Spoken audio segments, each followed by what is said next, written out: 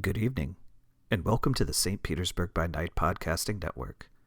Tonight, we present to you our Werewolf the Apocalypse Chronicle, Rage Across Tampa. Welcome to another St. Pete by Night revamped production. The following is rated for mature audiences and may contain graphic themes that will be distressing to some viewers.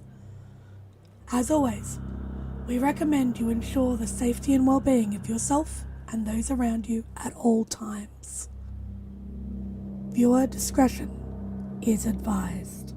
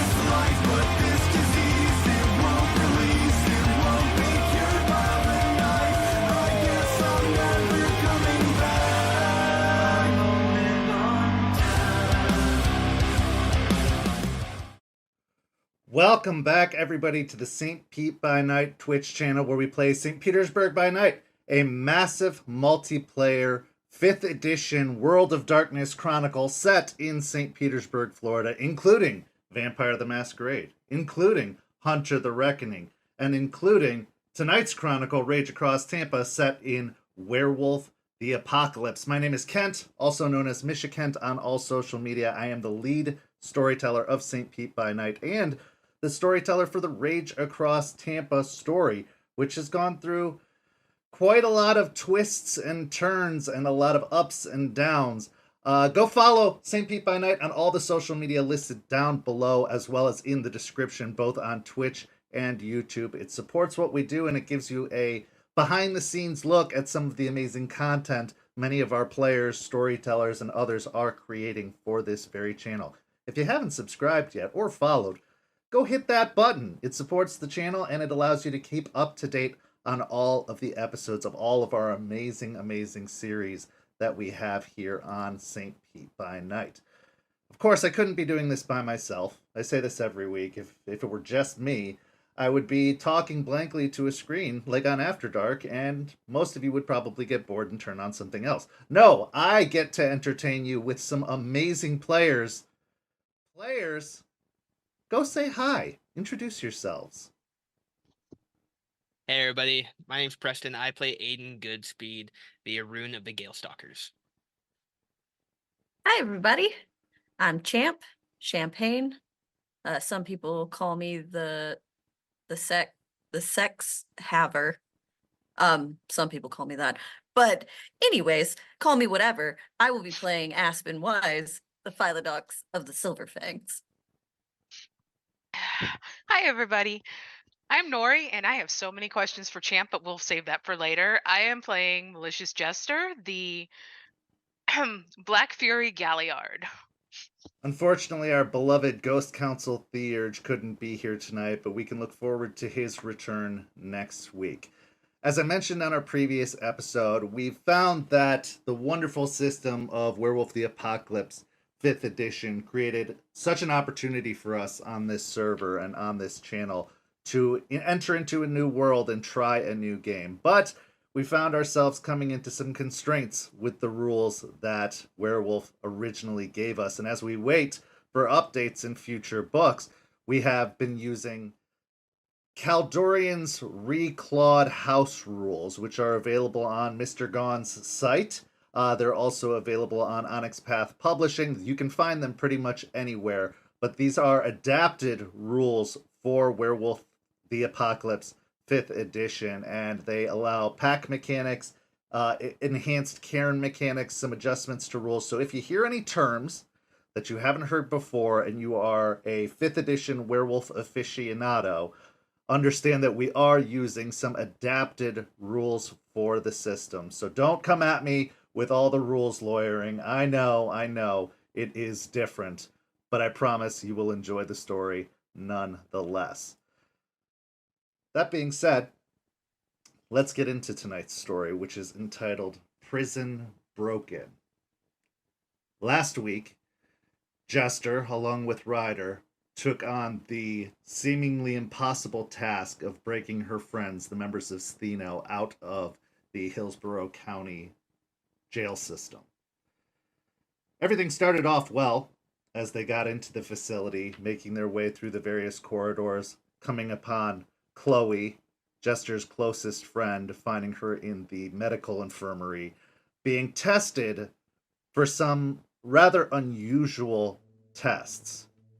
It was eventually revealed that she was a Ghislaine, what might also be known as a kinfolk, somebody who is not affected by the delirium that most normal humans suffer when in the presence of werewolves. Now, those with this special ability are often brought into werewolf society and raised within the werewolf society because they can be great allies, but they can also make very, very dangerous enemies. Because if they can't be afflicted by the condition that allows most mortals to forget, they can pull back the veil and they can expose the existence of werewolves, which is a threat not just to the Garou Nation, but a violation of the litany, the rules that the Garou Nation have followed for a long, long time. It also makes them very valuable allies to the enemies of the Garou, because most kindred suffer in fighting back against the Garou because they can't send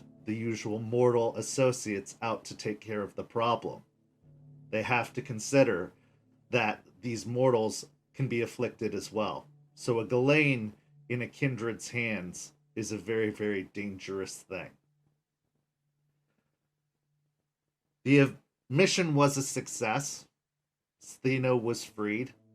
Mia nowhere to be found, having disappeared completely from the computer records and from the prison system itself altogether. But Jackson, Caleb, and Chloe were freed, but at what cost? Unfortunately for Jester, she found out what that cost would be, as Ryder died shortly after the escape, succumbing to wounds inflicted by Bloody Mary, who he managed to buy Jester enough time to escape, but would suffer the consequences himself. After returning and letting the rest of her pack know what had happened, there was a very tense moment between Aspen, the rest of the pack, and Jester, where Jester was told to stay exactly where she was, while the rest went off to bury Ryder at the base of Grandmother Willow, next to the cairn that was forming. It's been a night that will seemingly never end. So tonight's story picks up exactly where it left off. Jester, you are in the back room of Ryder's motorcycle club. You have just shifted into the form of a lupus wolf right in front of Chloe. An attempt to prove to her that what you had been hiding from her all along was more than she could possibly comprehend. To show her that there was a lot more going on. Chloe stands somewhat awestruck, and silence hangs in the air between the two of you for very many, many moments, when all of a sudden she just starts to laugh.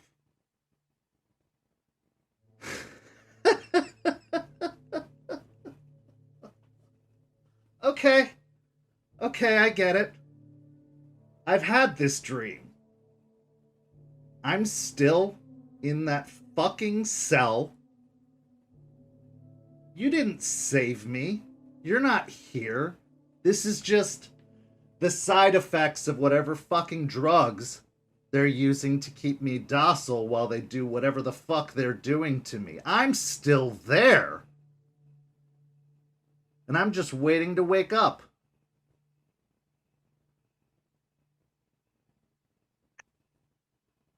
I will, after she finishes, I will shift back to Hamid and just sit on the floor, picking up the clave again and just setting it in my lap. It's not a dream. No? No. Because I'd assume if my best friend, Jessica, were going through something as crazy as becoming a fucking wolf, that's something she'd tell me. It's against our laws, but... Against your laws.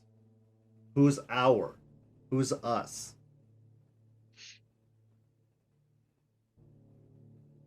Simplest terms, werewolves. Werewolves. Werewolves aren't real, Jess. That's why this has to be a dream. There's no such thing as werewolves. It's in movies and stories. I think it would be nice if it was, at this point. You should sit down. You look like you're going to fall over. I've been sitting for months. And when I haven't been sitting, I've been strapped to a gurney. And if this isn't a dream, and if I'm not about to wake up and find myself locked in a cell again, then I'd prefer to stand. Okay. Do you want me to start from the beginning, or 2 months ago when everything went to shit?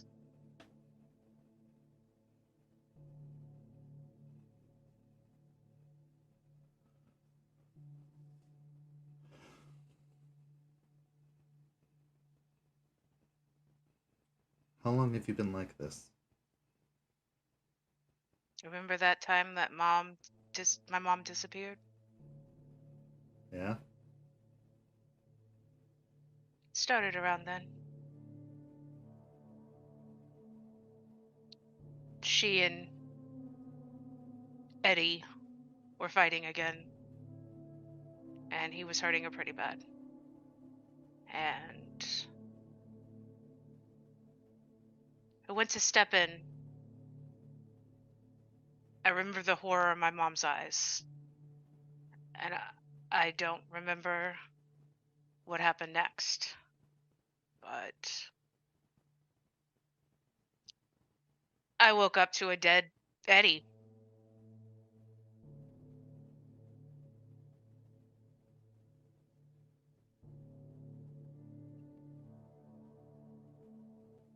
And then what?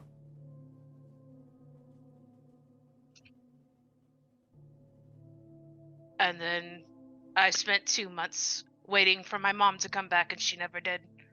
Trying to pretend everything was normal because I had murdered someone and I didn't remember, and I couldn't control my emotions. And if it got too out of hand, I'd turn into something else. And then others found me. And they told me what I was. And took me with them to teach me.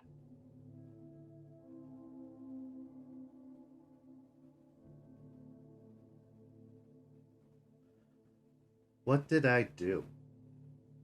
When did you stop trusting me? When did you stop believing that I would understand? That I would be there for you no matter how crazy things got? What did I do, Jess? Just tell me.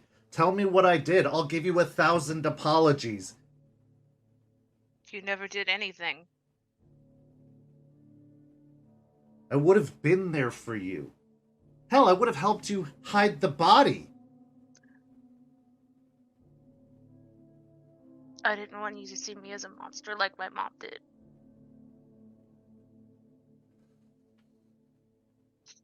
No, I wouldn't have seen you as a monster, Jess. You became a monster when you stopped trusting me, when you started hiding things from me.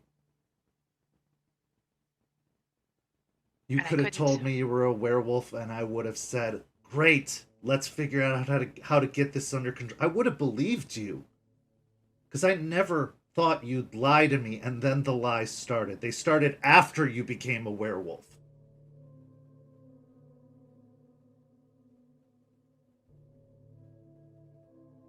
You became the monster you were afraid I was going to see you as.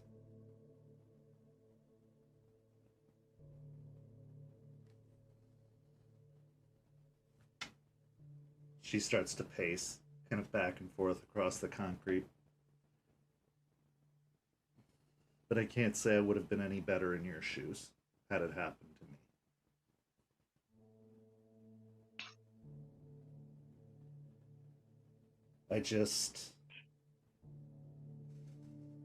I know it must have been really lonely and really terrifying, and if it were me, I would have wanted you with me, because I get it. You don't have family to trust or rely on, or at least you didn't then, and you didn't have friends who would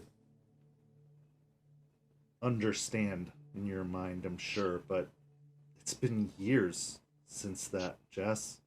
Years. It's...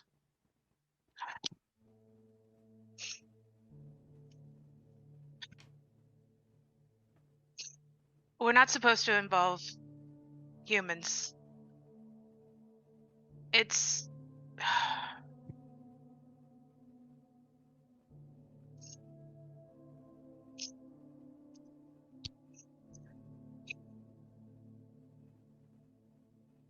We have loss, and some were very, very brutally pounded into my brain. But you did use humans. You What? used us. And we suffered for months because of it. Mia's probably dead. The rest of us, Jackson and Caleb and myself, we have no lives anymore. They're gone. We can't go back to normal. No. And I'm sorry. I never meant for you to get involved this way. Jess, I would have signed up for it if I just knew what I was getting into. If you'd have told me that we're going against forces that could destroy our entire lives, I would have done it, because that's what best friends do. I didn't know. When I came to Tampa, I didn't know what I was getting into. Sure, I was told that we had a purpose to protect the Earth, and we were fighting a war, but I didn't know what that meant. Not until I got here. Not until that night. I didn't know.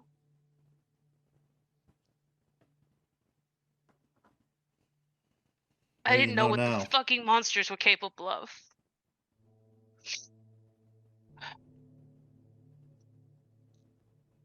I'll stare at the bloodstain. Yeah, I know now.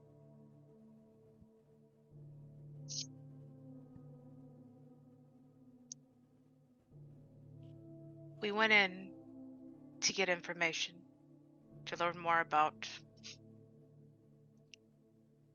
As cliche as it sounds fiction-wise, to learn about vampires. We're fighting vampires.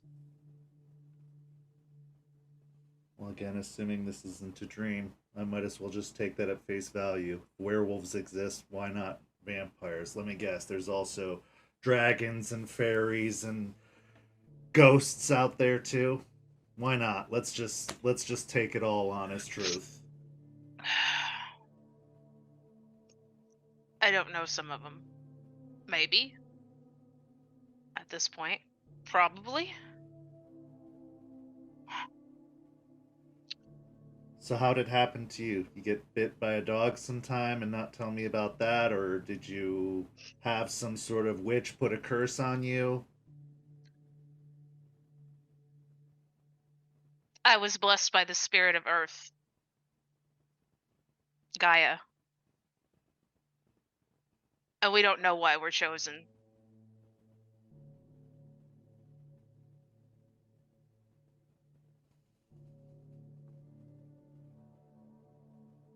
So how many people have you hurt besides us? How many people have you killed?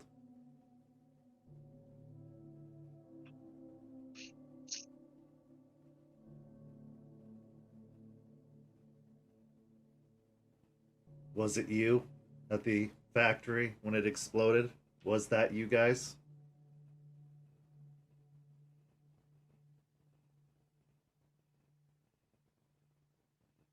I didn't do it. My pack didn't do it, but the one who was with us did. I'll look to him. I'll look to the others, to the bloodstain again. He's also the one that died getting us out tonight.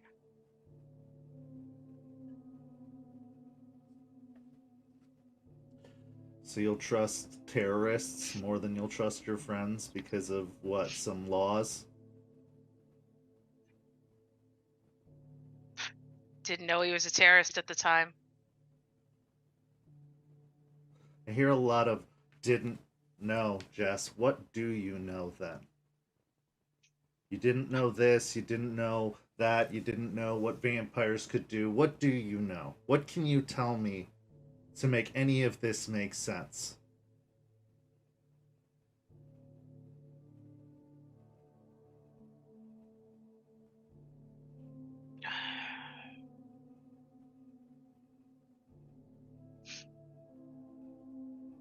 We went in because apparently there were some there holed up in the power plant. And we were supposed to find them and try to get information about the others in the city. I'll pull my phone out, pull up the pictures, scoot them over to her, or slide it over. That's what we found.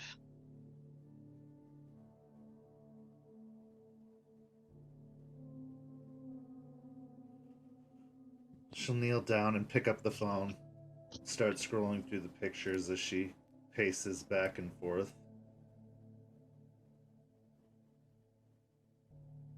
Why didn't you call the police? Because they own the police. Like a mafia movie? Yeah. You know your prosecutor, Bateman? He's one of them. And he got to Mia. And he messed with her mind. And then he took her. And I don't know where she is. You see her stop walking suddenly as if she's about to take another step, and she kind of freezes in place, and her face, her brow furrows and kind of scrunches up as if she's trying to recall something.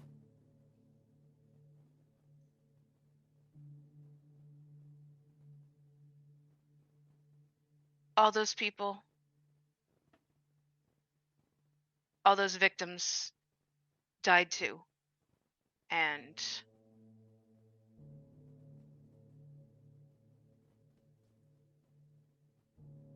I ran to the woods because I couldn't deal with what my actions caused. And then it just got worse. Because then my inaction got you caught.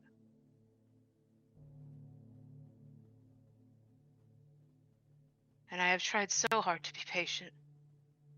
To let Aspen try to do it the right way, but they're in everything. So she's one of them too? She came to see me, you know. She's one of us.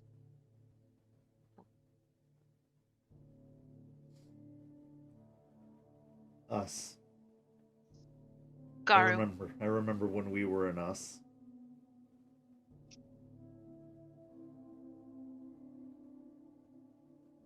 So what, you're going to save the world using your new superpowers, like an Avenger or something?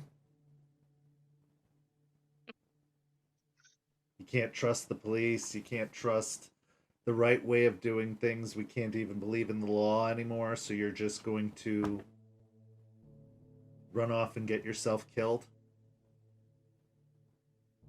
Or get other people killed? No more other people. You can't know that.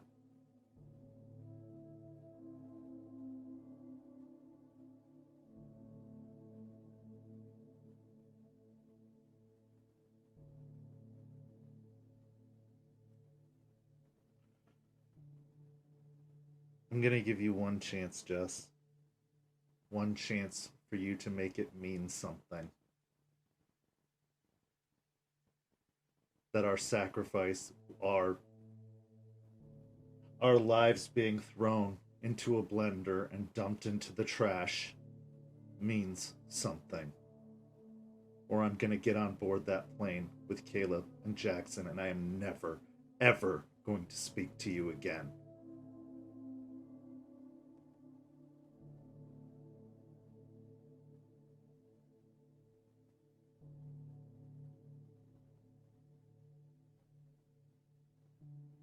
What is it?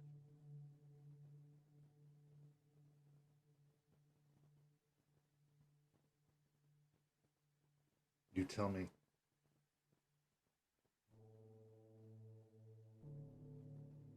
What do you want to know? Make it mean something. Make it worth it. Make what happened to us worth it, because right now we are just collateral damage for your new friends.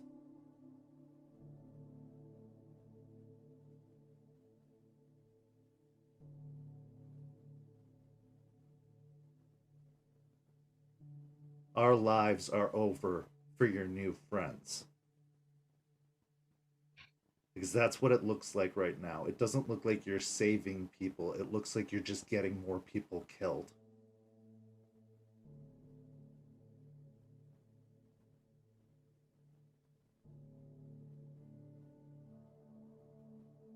Gaia is dying. The Earth is dying. It's not just the physical world we walk on. She is alive. She is sentient. She is spiritual. And she is dying. And we, the Garu, are her last effort until all of this ends. And there is no way I live to a happy old ending. I'm going to die because I was chosen for this. And honestly, I think you should get on that plane because it will be so much safer for you.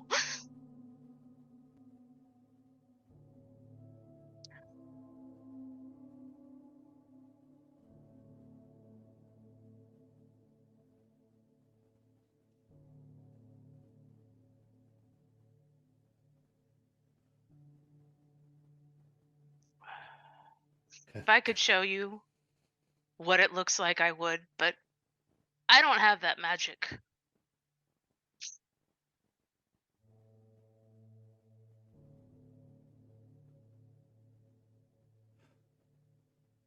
Kind of makes everything else that we did in life seem meaningless.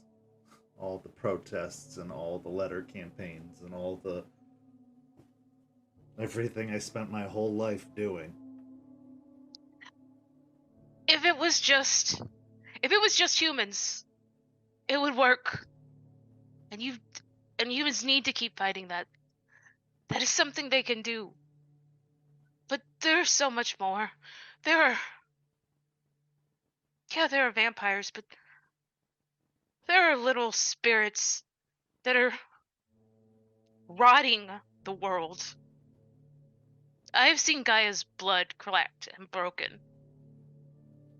So no, it's not enough. Do you think that you're better than me? Better than us? No. Now that you have this gift that you get to be a superhero, are you better than the rest of us? No, not at all.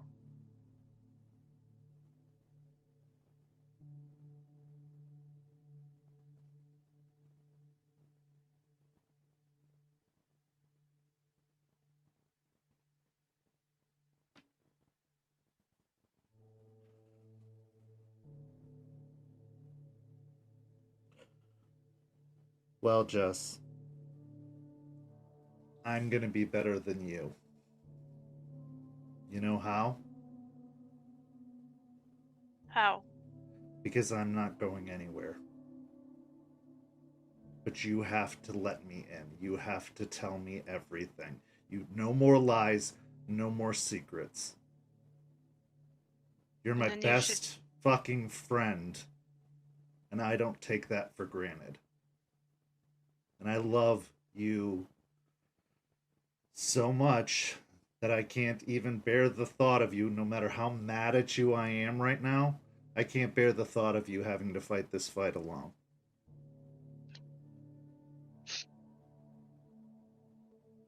But you have to tell me everything. Everything. You should know, when they had you strapped to that gurney, they found something in your blood. Let me guess, I'm a wizard. No, you're kin to Garu. Shit. As far as I understand. I don't know what that means. There's so much I don't know. Let's find out together. Okay. Can I have a hug? Yeah. She walks up and kind of crouches down in front of you and wraps her arms around you. I'm sorry you've had to go through this, Jess. I know it must have been hard with your mom and killing your stepdad, I guess, and whatever else you've been through, but I never would have judged you, and I never will judge you for what you have to do, but you just have to let me know. And I'll stand by you no matter what. I promise. No more secrets. So what comes next? And she lets go of the hug, but lets her hands kind of hold on to yours as she sits down cross-legged in front of you. What do we do now? Are you hungry? Do you want some orange juice? I'm sure she will stop and her gaze will follow back to that bloodstain. I don't think he would care anymore.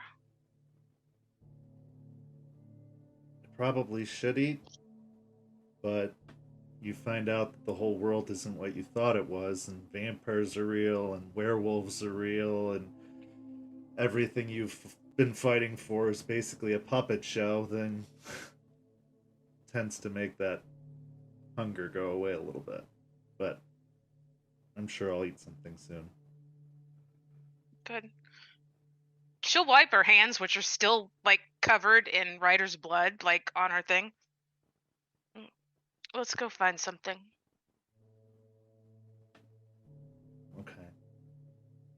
Although, I can't believe I'm saying this. We probably shouldn't tell Caleb and Jackson. We can't. They can't know.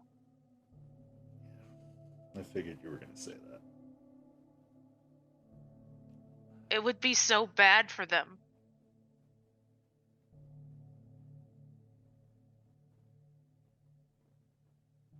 So we send them away. Let them. Yes. Okay.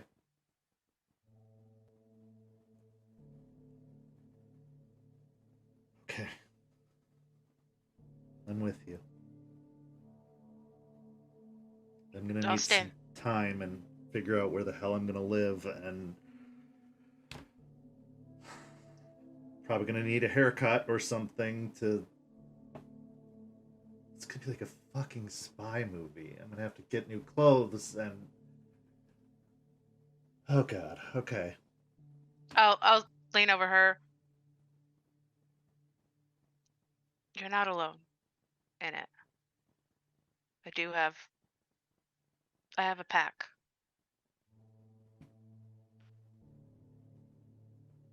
Though they're pretty... They'll help you.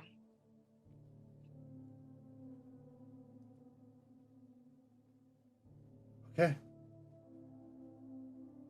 Just stands up and gets up with you and gives you one more hug.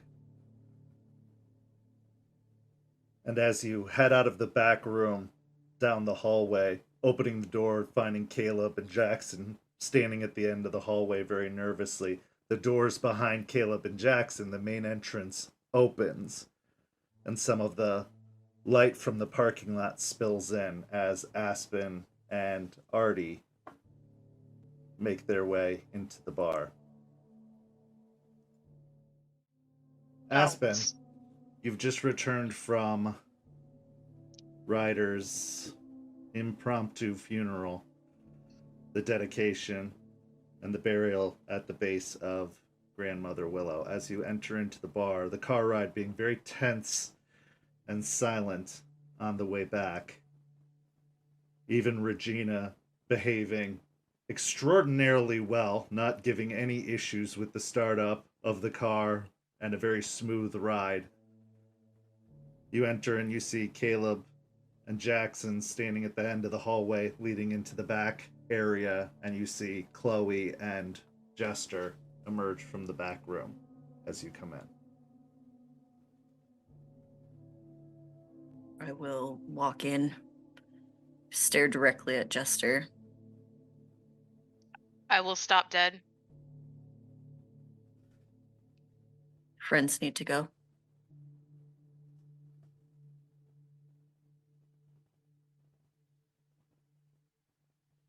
Can we take Chloe to Eliza?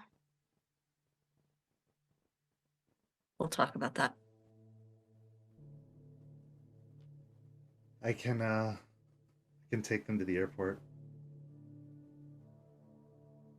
Yeah. They need to get what they need and go. What do you want to do with her? Kind of gestures towards Chloe. Take her with you for now. She can say her goodbyes. And we'll discuss it. Okay. I'll turn to Chloe. Oh, go ahead. Go ahead. I'll turn to Chloe. Chloe, this is Artie. You remember Artie? He was one of the hacktivists we got attacked. Yeah, I remember. He'll make sure that Caleb and Jackson get safe, and you safe. Okay. She looks between Jester and Aspen nervously, but then just nods her head and joins Caleb and Jackson as they're let out of the front entrance. And then they get into Regina, and you can hear the Jeep back up and drive away, leaving just the two of you in the bar. Aspen will walk over, kind of lean on one of the walls. Explain yourself.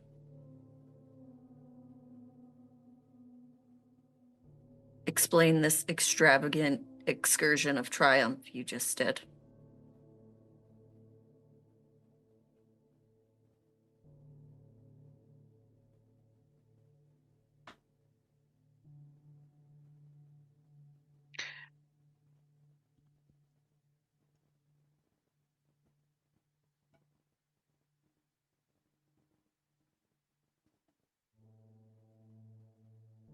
I came to confront Ryder and to at least get on a level where we wouldn't fight each other all the time.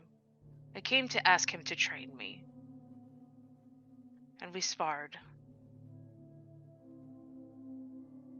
And I told him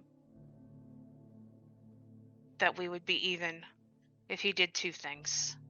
If he trained me, and if he realized he was sick and he started taking steps to be better.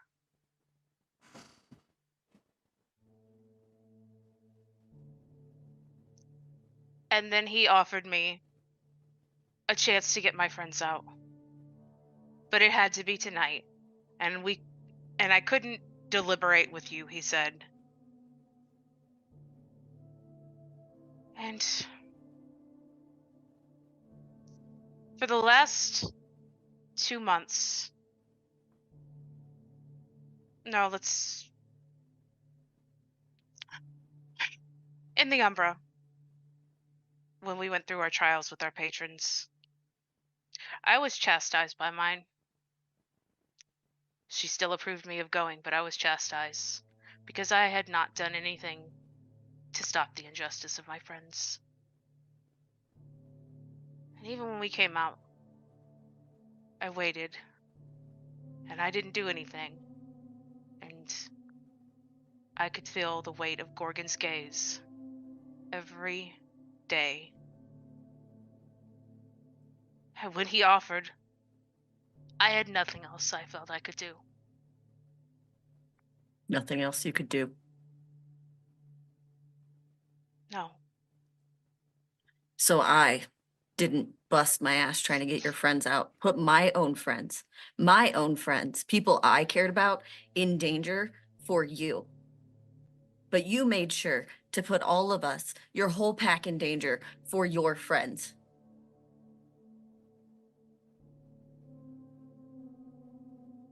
That's what you did, Jester. You put all of us in danger because of some of your friends.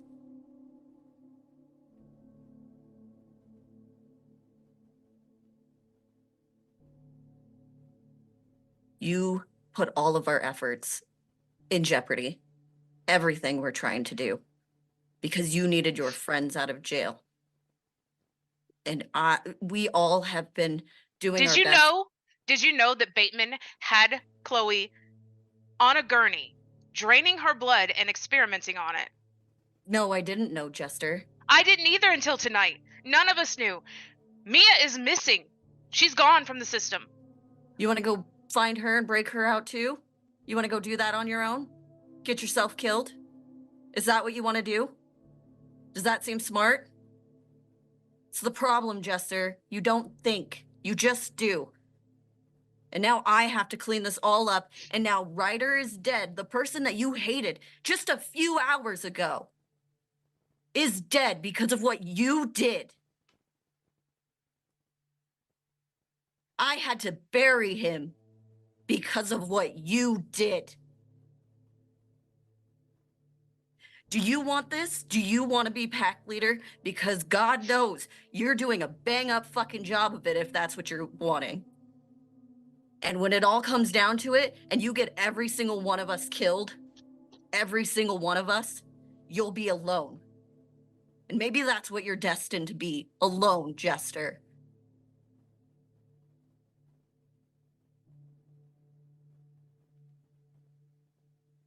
Because all you do is think about yourself.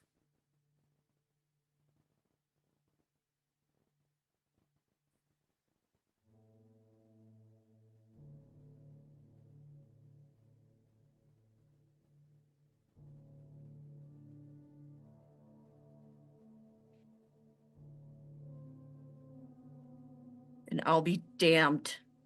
I will be damned if you get anyone else killed. Did I think about myself when I went to Oregon instead of staying here? Did I think of myself when I dived into the ocean or the deep endless pool to save Joseph? I have fought for this pack.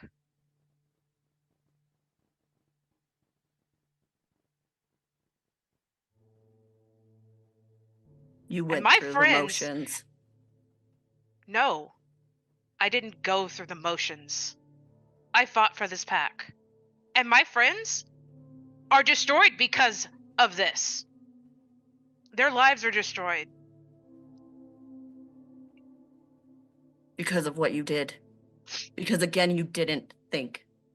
You wanted your friends out. You didn't think of what this could mean for them. They were never going to get out the legal way.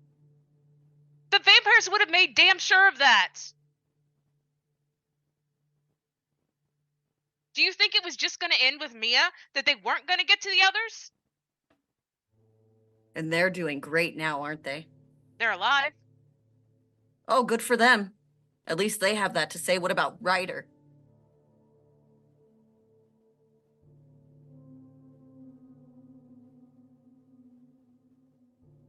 Ryder wasn't supposed to sacrifice himself. Ryder wasn't supposed to be there. You weren't supposed to be there. We're supposed to make these decisions together. You don't just get to go off because your friends are in danger and you think that you get to be the big hero because you didn't die, Jester. He did. And now he's gone. And he doesn't get the redemption that you asked of him. He doesn't get to try and do better.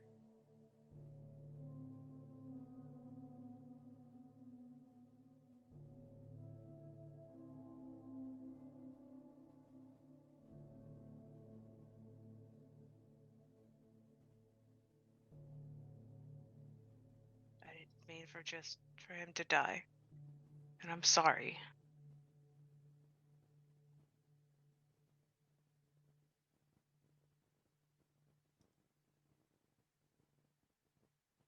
You're going to stay with Aiden, and Aiden is going to watch you, because I don't trust you. And you're lucky if any of the others do at this point.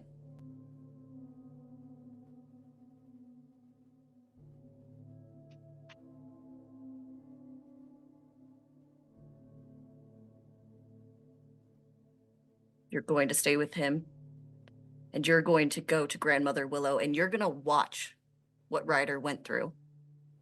You are going to see everything that he's been through, and that'll be your penance. You get to live through that.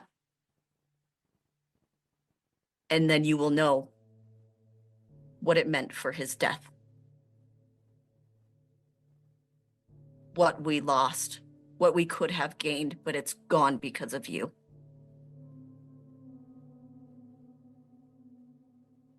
And you keep that clave and you have it as a reminder of what you did. And you think of that every day that you stay in this pack.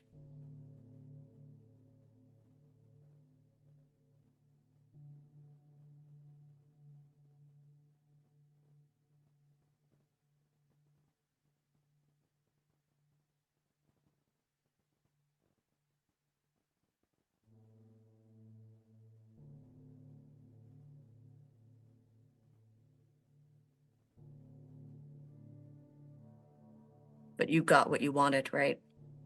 You got your friends out. How does it feel? Terrible. Good. I just hope you don't treat us and wait too long if one of us are in danger.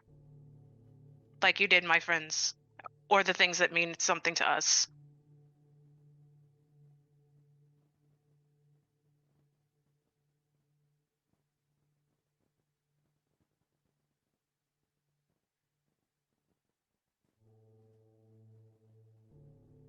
I have done more for all of you than you've ever done for any of us. So when the people I care about are now in danger, I'm not going to run off and leave you all behind and make some stupid ass decision that gets all of you killed, because that's what I do. I look out for all of you. That's my job. And I will continue to do that, Jester. And if you don't like it, you don't have to be here.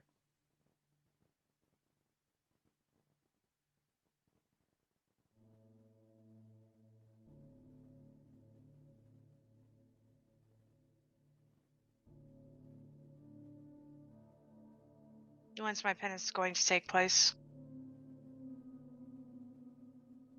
I'll coordinate that with the others. Fine. Now, about your friend, the other one. I told her. Of course you did. She's Ghislaine. I think that means that's not against the litany. I'm not sure. It's got to count for something. It's not about litany, Jester. It's another decision you made without all of us.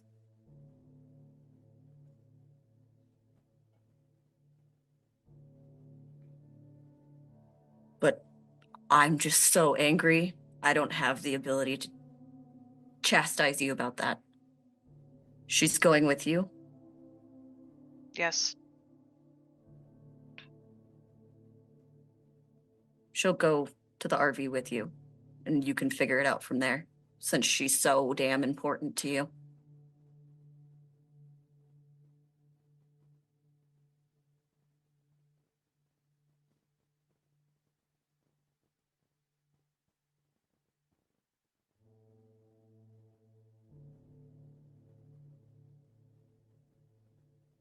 I'm done with this conversation. When Artie gets back, you're going. Get yourself cleaned up.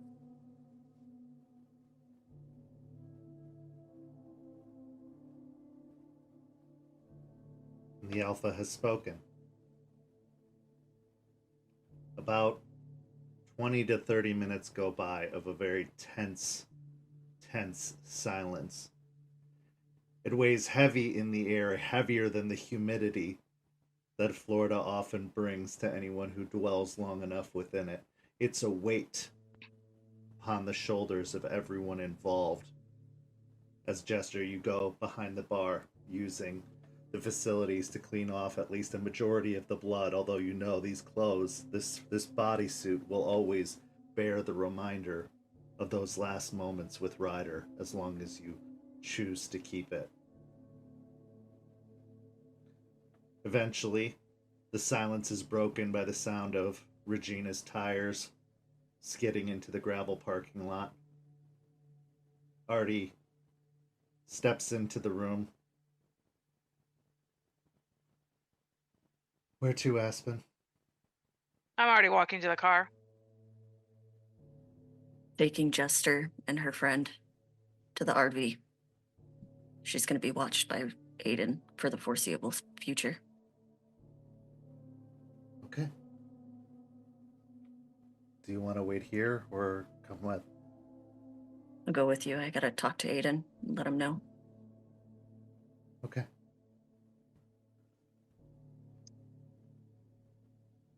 He steps slightly out of the way to allow you to walk out first, but as you pass, he makes a motion like he wants to touch your back or something, but he pulls back and allows you to stay in this mood you're in. One doesn't interfere with the Alpha when they are on a warpath. You climb into the Jeep, already hopping in the driver's seat and starting the car. Chloe's sitting in the back seat as you arrive at the car, Jester. Do you climb in back with her or do you get in the front seat? I'm climbing back. As you do, she looks over to you, not saying anything, but basically trying to make eye contact with you as a sort of check-in to see how you're doing. I'll take her hand and squeeze it. She squeezes your hand in response but says nothing and nods her head and then just looks out the window, keeping her hand holding yours. The drive to Lettuce Lake Park feels a lot further than it ever has. A lot longer of a drive, despite the fact that it is the early rays of the morning sun are starting to peer on the horizon, now being about 6 a.m., give or take. And when you arrive at the park,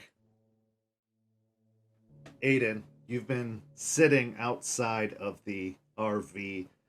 What have you been feeling as you've waited, knowing that Aspen was eventually going to return, not knowing what state she was going to be in? What's been going through your mind during the time that you've been waiting? He's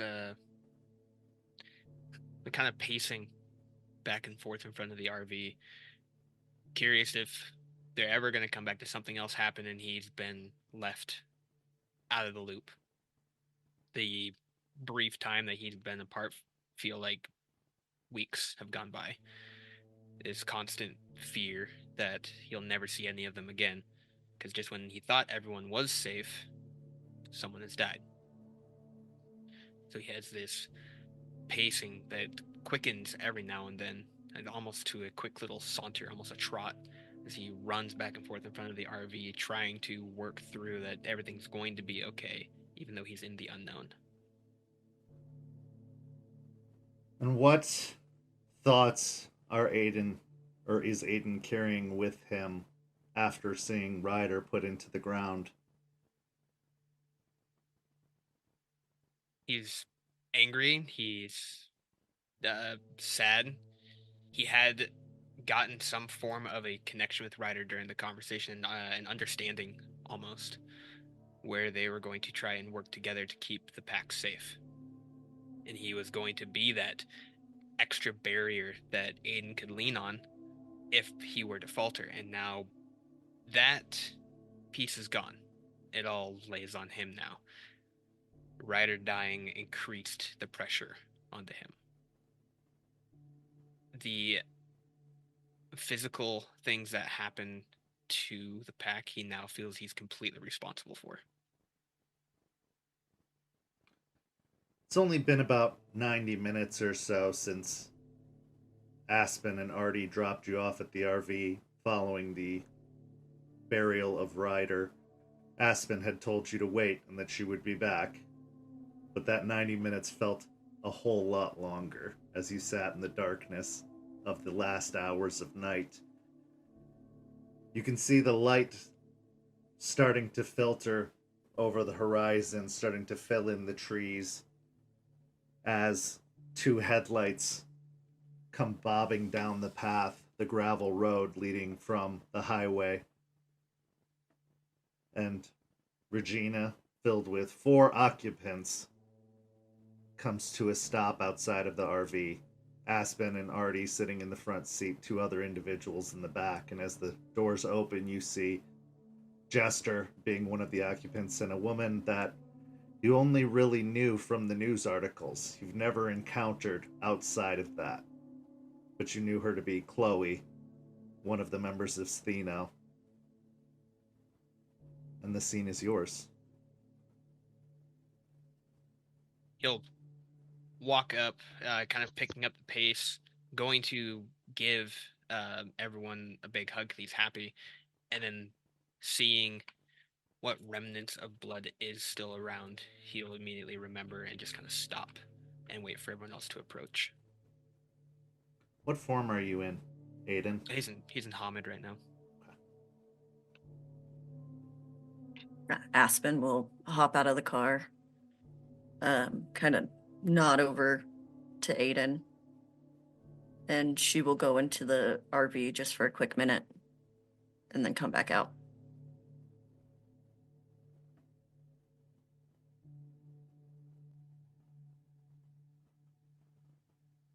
Artie remains by the Jeep, standing by the driver's side door, though he gets out of the car and opens the back door for Chloe to get out as well.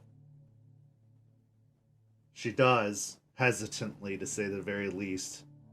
Her curiosity mixed with fear as she looks around the surroundings and is surprised by what she sees. Like somebody who might have just been brought to the place they're going to be murdered, but also potentially the beginning of a new story for her. So it's a mix of awe and fear at the same time as she climbs out, but she doesn't put up any resistance as she makes her way around the front of the vehicle, looking towards Jester's side. I'll climb out slowly and still hasn't let go of the clave at all ever since she picked it up. Make my way over to the lawn chairs and kind of just plop down in it. Aiden will make his way over to Artie as Chloe's getting out and kind of kneel down a little bit. So what's the... Like, can I be chipper, or what's the mood like right now? I'd probably just follow Aspen's lead on this one. She's still quite upset, so yeah. Talk to her. She'll tell you what to do next. You got this, bud. He'll kind of stand back up and look over to Aspen. Just kind of walking past everyone. You good? Yeah, I'm good. Jester and Chloe are going to be staying here. Why? Because Jester needs a babysitter. Okay, and the other person? They have nowhere else to go. We need to figure that out, and we will figure that out later. But for now, that's Jester's problem. She knows about us. Like all of it? Not sure how much you'd have to talk to. She'll nod over to Jester. But she knows enough. She's a Ghislaine, like what Joseph was saying. Oh, okay. Cool. All right, sweet. Fucking love this. And you'll go and sit down.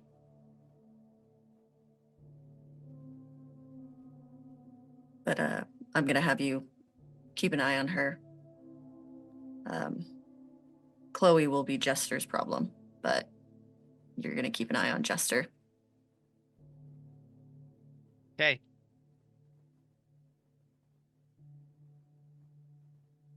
Is there anything you want to discuss?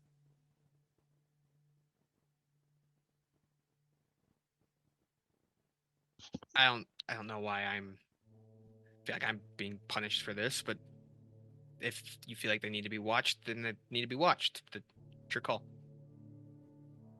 I don't mean it to be a punishment, and I'm sorry, Aiden, but you're the one that I trust to do the job. I'll keep her close. Thank you. I know it's not easy for any of us, but I don't see another way. Yeah. Yeah, all right. It's fine. Artie pipes up a little bit and says, I'll make sure to bring by some groceries and stuff to make sure that at least Chloe has food. Jester can probably hunt with you, but I'm sure there's going to be an adjustment here, so I'll make sure that anything they need, I'll bring here, and you let me know if they need anything else. Can we even trust her? This place was found to keep people away, and now we're just bringing people here. She's different. That's the problem. She knows things now. He'll turn to Jester. How much did you tell her?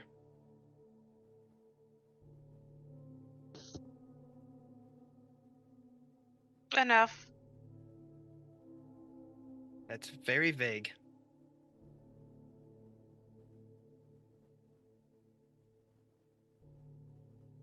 Miss Weiss, Chloe says, having stayed silent as the grave until now. Thank you for trying to help us. And I'm sorry that we caused you so much trouble. And I promise I will do whatever you need me to do. I won't go anywhere. I won't cause you any more trouble. I just want to help however I can. And she looks over to Jester.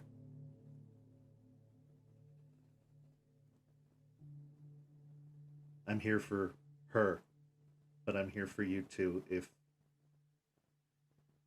all of this isn't some sort of weird hallucination,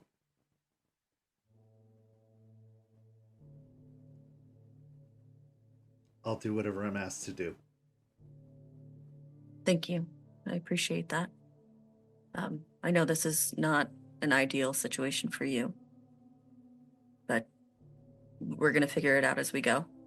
And whatever you do, that one there, Aiden, if he tells you, you just listen. Okay. Also, looks over to Jester just for a second and then moves her eyes over to Aiden. She probably needs to go to Eliza. Chloe probably needs to go to Eliza. She probably has more information. Yeah. Make it happen. Thank you.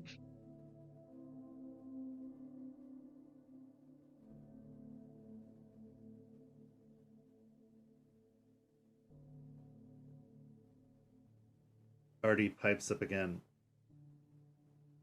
You staying with me? That's the plan, if that's all right. It's all right. Okay, I will grab what I need and we can get out of here. Okay. Aiden, if you need anything, you call me, okay? Yep.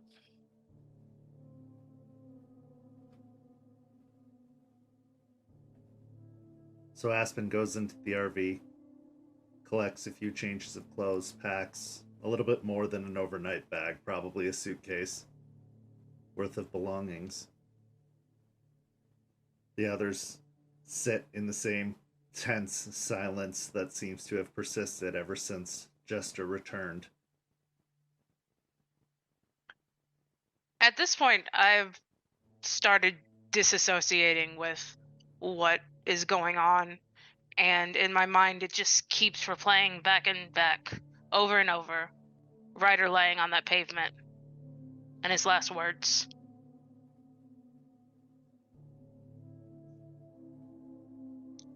Eventually, Aspen returns out of the RV with a packed suitcase. Before making your way to the car, is there anything you wish to do, Aspen? Yeah, I'll just squeeze Aiden's shoulder. She feels a little guilty because it's responsibility to put on Aiden that he wasn't ready for, so she just kind of squeezes his shoulder and whispers a thank you. Looks over to Jester and then just walks to the car. Artie makes his way around and opens the back door, the trunk for the suitcase, and then opens the door for Aspen, letting her get in the car before closing it. And as he makes his way around, he gives a look first to Aiden, a look that screams reassurance of, I've got her. And then looks to Jester and kind of gives a pitying but also empathetic gaze before he makes his way over and climbs in the driver's seat. Regina sparks to life immediately and starts to back out, driving away. This seems like an appropriate time for us to go to break. We'll be back in about 5 minutes, where time will start to catch up with the pack as a few days will pass. We'll see you back here in 5 minutes.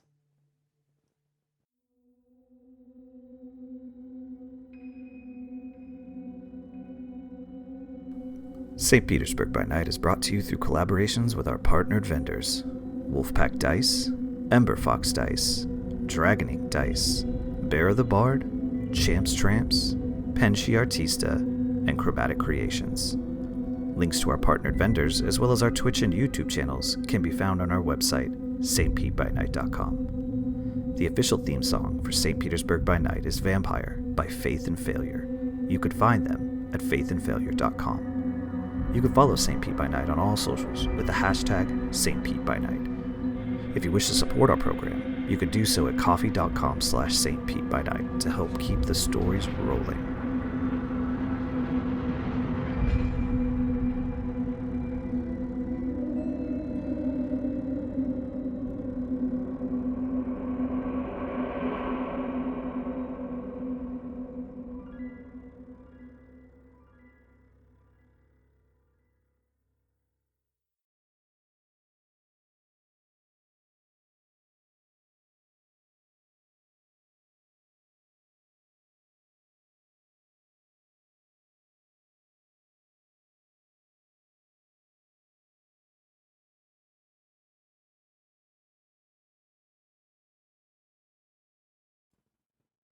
And we are back in the first half, a confrontation between Aspen and Jester.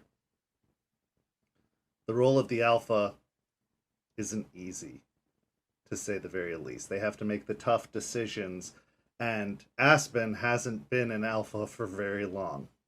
She's used to the tough decisions in the courtroom. She's used to prep and time and planning, strategies. But sometimes you have to make a call in the moment. And Aspen was forced to make such a call when it came to the fate of Jester and Chloe, someone who innocently, until now, had no knowledge of what she was involved in and how it was going to shape her very future. Aspen, you've stayed with Artie for a few days, ever since the incident.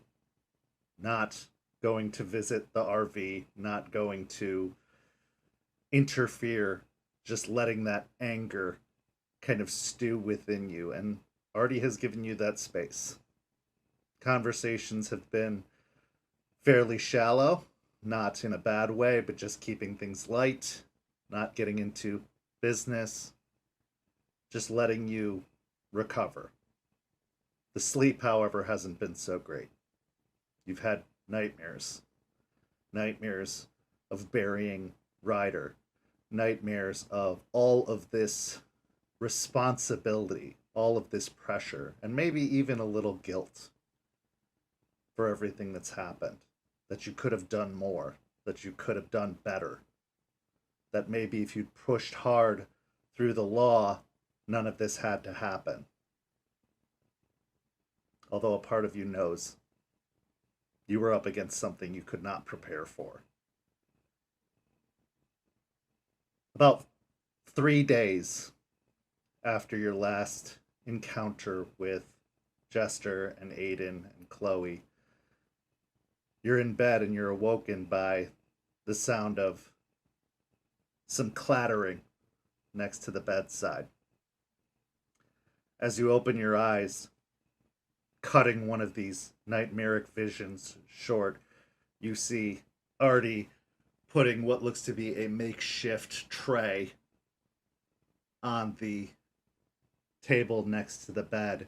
It looks like he's prepared breakfast, although prepared is a very, very interesting turn of phrase, as it's most likely a microwaved breakfast burrito and a glass of water and some orange juice.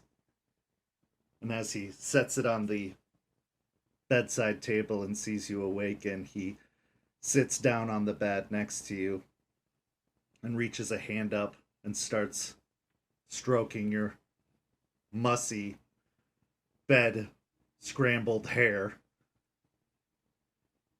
Hey. Good morning. Sorry to wake you. No, it's okay. It's probably for the best.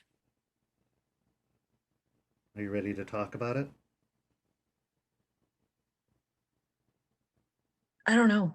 I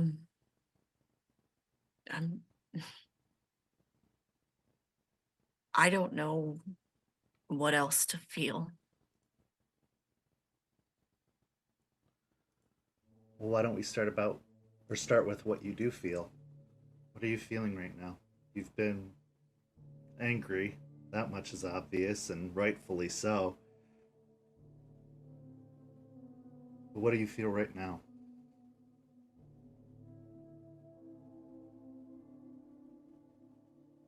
Scared. Yeah.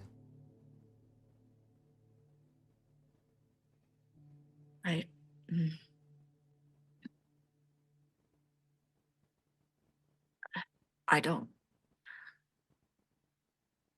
I don't know what else I was supposed to do.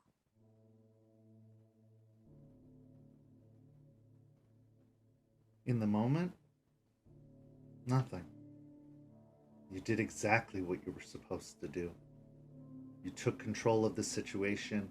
You showed strength, but you also didn't shut out mercy. You let Chloe stay. That was a big, big decision to make. You could have easily sent her away with the others, but you didn't. And Jester's gonna need her. As a reminder, more than just a clave that she's not gonna be able to carry with her everywhere she goes, but also as a conscience. These kinds of things can rattle a person really badly, make them go further down that path that Ryder fell down. He didn't have anyone around to help him, to show him, to make him think and make him feel. You did everything right, Aspen. I know that. I believe that. But now we have to move forward. Yeah, what does that mean, though? Build a cairn? Figure out Terrence? Hope that something like that doesn't happen again?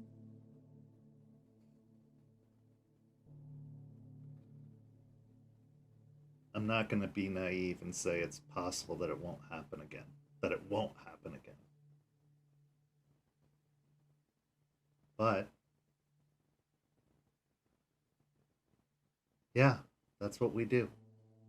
We keep going. We keep going in the direction we were going.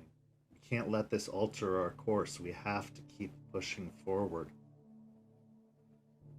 Which means you have to forgive Jester. She'll pay her penance. I know her. She's stubborn and a little bit wily at times, but she'll do what she has to do because she's honorable.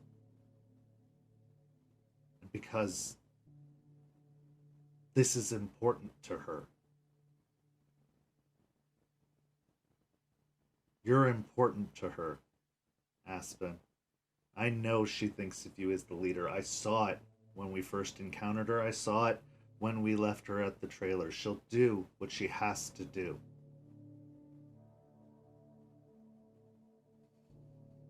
Not everybody has had the same story we have, where we were completely gutted with our first change that comes later for others, and we have to try and afford them the same empathy that we would wish we had received when it happened to us.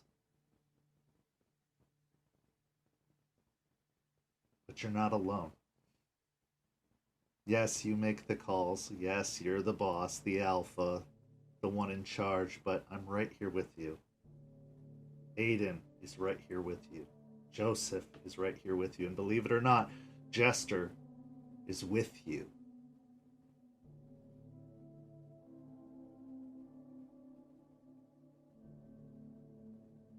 And we're gonna do this because it has to mean something, right? Yeah. So let's make it mean something. I'm angry. Yeah. Absolutely. I'm surprised this place wasn't broken after we got home that first night. Because I would have totally understood, although replacing computers is expensive, and I'm glad you didn't do that. You have every right to be angry. I'm angry at myself. Why?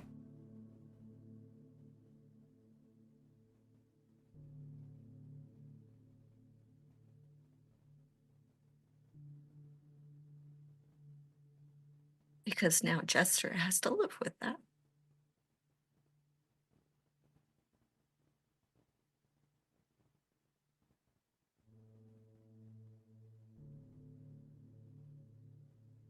You couldn't have prevented that.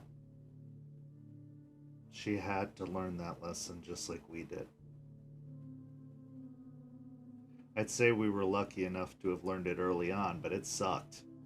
You and I both know Yeah. it sucked. But that happens, being what we are. Whether it was her friends or one of us. Yeah, but it keeps happening. Aiden, Jester, us. It's a good thing we have each other then.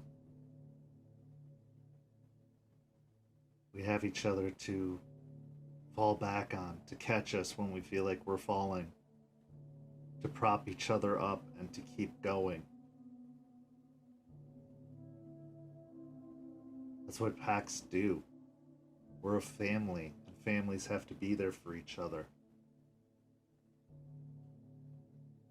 As long as we have each other, we will get past it and we will get through it. And I'm sure there's a lot more shit coming our way. Yeah, that's the problem. I mean, I don't know. I get it. I know this is what we're doing, and it has to mean something, and I get all of that. I don't know. It's just sometimes it's hard. Yeah.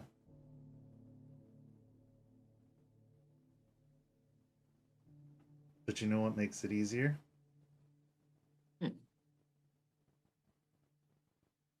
When he smiles kind of wryly and then leans in and kisses you.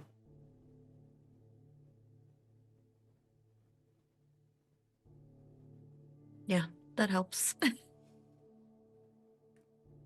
As much as you feel like you took something away from Jester, you actually gave her something more to fight for.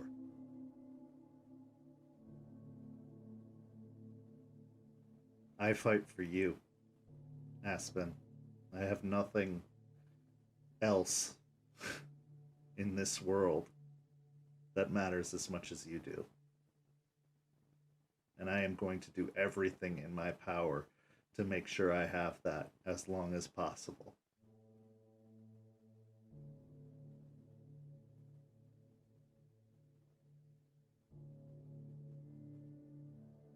You know, you're my boyfriend, not my therapist, right? Is there really a difference? I mean, my copay is a lot more enticing than a therapist gets.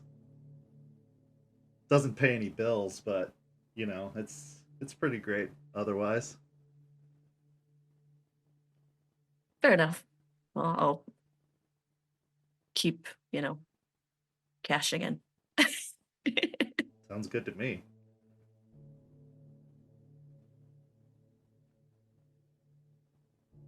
It does bring me back to what we talked about in the kitchen, Is there a happy ending? Like, is there...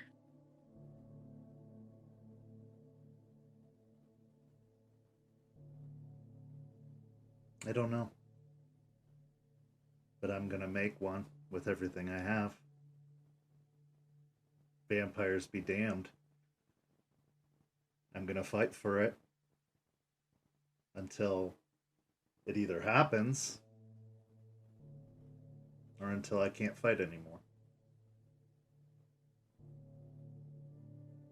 Yeah. I also, if we're putting it all out there, I also feel kind of guilty. I left Aiden.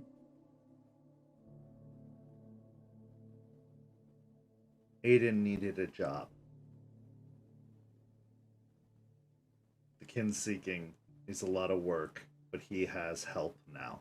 He needed assistance, and it would be good for Jester to get away from it all. She needs time to recover too. That sanctuary that you've created out there isn't a prison. It looks like it sometimes, it feels like it sometimes, but it's not. This is good for her and him. He's the big brother now. And this is going to show him that. And I think that stepping into that role is going to build his confidence. It's going to build his understanding of responsibility. And it's going to make him what he needs to be. He's going to learn the lessons that Ryder could have taught him in practice instead of in words. And I'll take him to get some barbecue. I'm sure he'll feel much better after that. Just, no extracurriculars beforehand. It does make the barbecue taste so much better, though. You're smart, you should be the leader. You don't want me as the leader. Trust me. I don't have the logical way of thinking that you do. I can't say I'd even have done differently than Jester if I were in her shoes. If you were in that jail cell, I'd be tearing it down brick by brick to get to you.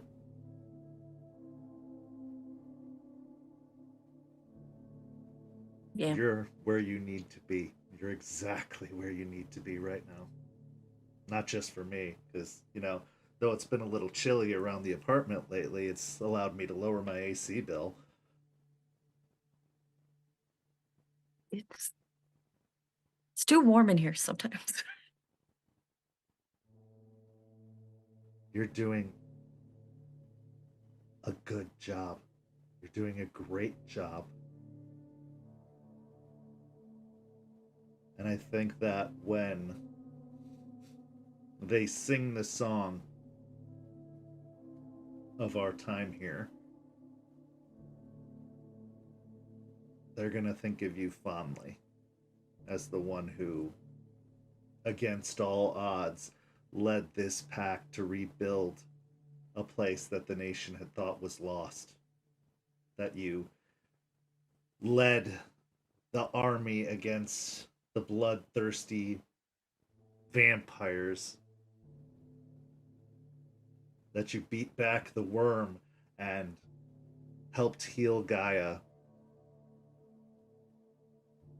And, fingers crossed, that you got to live happily ever after that.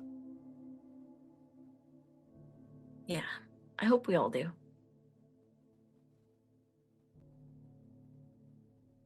I know it's not reality, but hope is what keeps us going, right? If you don't have it, what do you have? Exactly. But what you have to do is when she does what you've tasked her to do, you have to forgive her.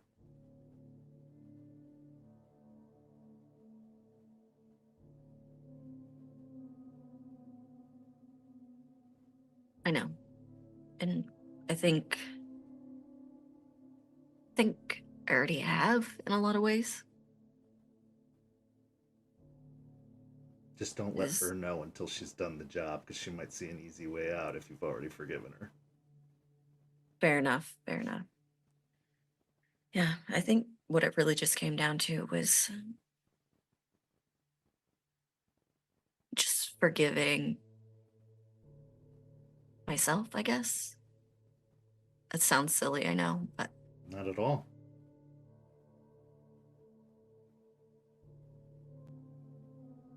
You did everything you thought you could do at the time with the knowledge that you had. And you handled your business when it came time to handle business.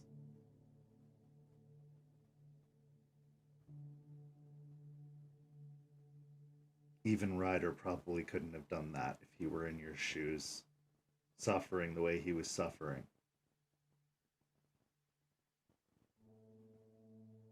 There's nothing to forgive, Aspen.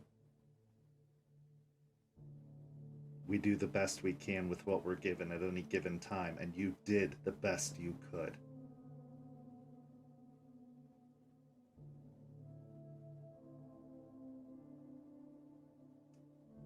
You're a pretty great alpha. I know you don't get told that enough. thank you. But speaking of Ryder, we should do something. I know the cairn isn't open, so technically like moots aren't a thing and there's only us here. But I think we should do something. Yeah. Let's give it a little bit more time. Maybe if Joseph's far enough along, maybe we could make the cairn opening, the awakening, a celebration of life as well. Yeah, I like that. Get a few of the others that are willing to come this far south to come visit.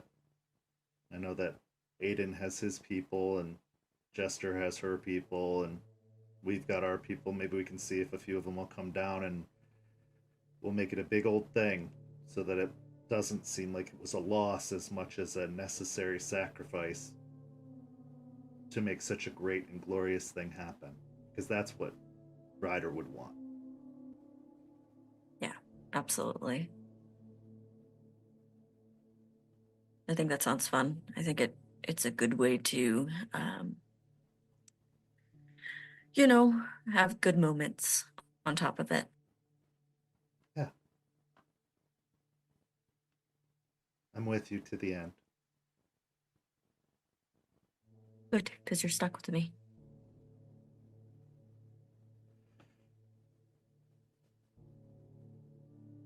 That sounds pretty good. Not gonna lie.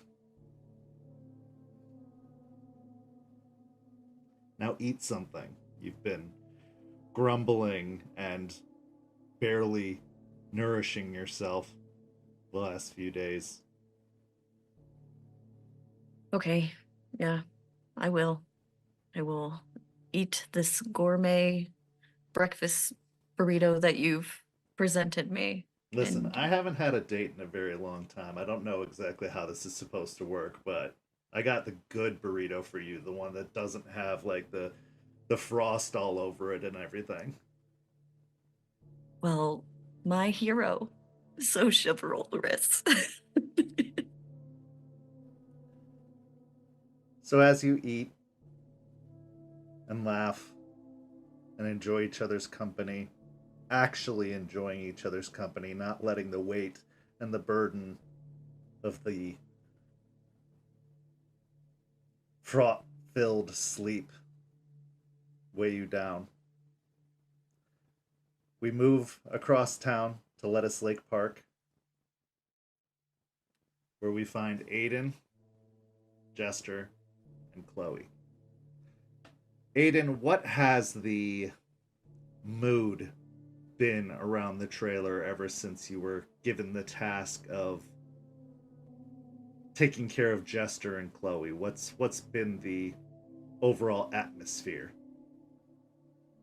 The first couple days are definitely tense.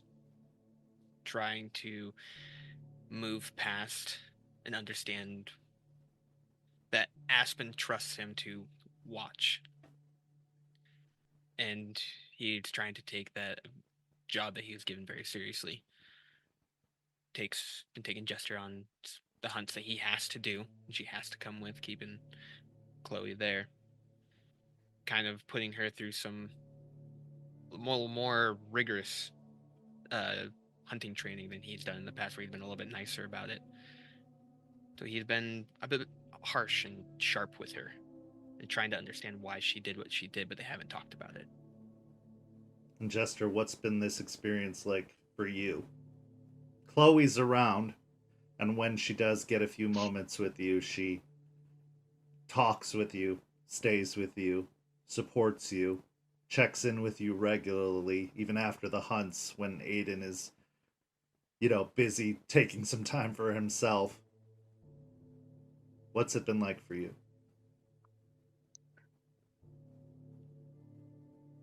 Jester has been mostly numb in these last few days, going through the motions. When Chloe asks, when Chloe checks, she'll talk. She'll make sure Chloe's taken care of. She'll follow all of Aiden's instructions and commands to a T. And it's only late at night that Aiden might have trouble, because there will be, every night, Jester will bust out of the RV, probably walk a few steps, vomit, shift into lupus, and run until she is exhausted. So it's been about a week since Ryder's fall.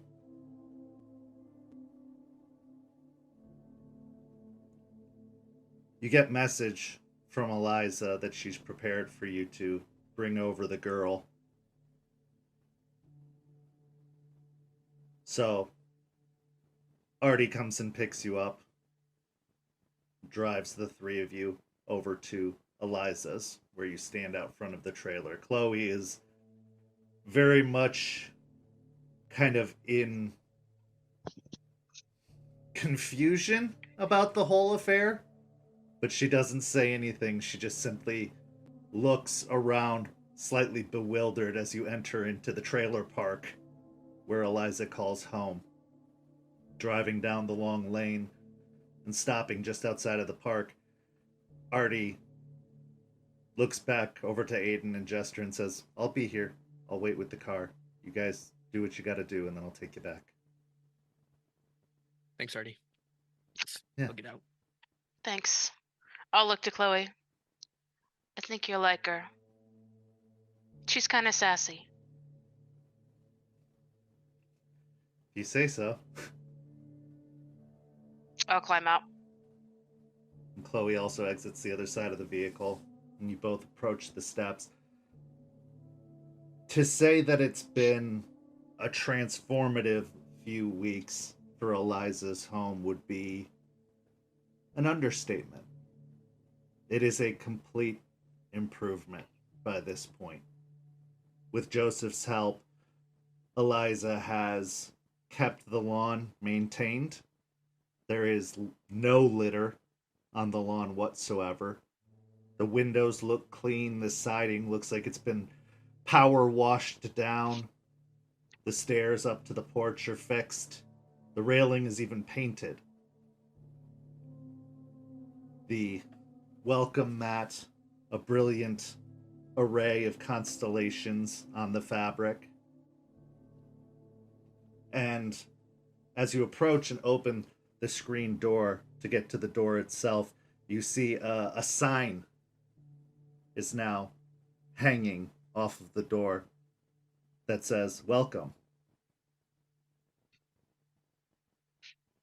Giving the door a rap, a few moments later, it opens and you see Eliza standing in the doorway. "Well, what you waiting for? Come inside." Thanks. I like the sign. It was Joseph's idea. That makes sense. You know, A lot more bill collectors and door-to-door salesmen ever since he put it up, though. I just bark at him. Come on in. Make yourselves comfortable. You both step in, Chloe taking up the rear, and as she steps foot in, Eliza looks at her, and then, for what feels like the first time, you see her actually smile. "Come on in, Chloe. I don't bite." Hard. And Chloe kind of chuckles softly but nervously as she steps inside. And Eliza gestures over to the couch, and you can see that it is a new used couch that doesn't stink of cigarettes, doesn't have burn holes all over the fabric. And as you make your way over, Eliza comes out of the kitchen a moment later with a pitcher filled with sweet tea in several glasses, and she sets it down on the coffee table and pours out the glasses, allowing you to help yourselves before sitting in her recliner. The recliner also looks like it's been replaced with another recliner, but again, this one doesn't appear to be as well worn as the previous one was. And as she sits in it, she kind of shifts uncomfortably a few times, still trying to make her divot in the recliner. I like the new furniture. I will say, that theurge of yours has an eye for interior design. She reaches over to the table where once sat an ashtray overfilled with cigarettes and instead grabs a little mechanical device. She scowls at it slightly, but then sticks it in her mouth.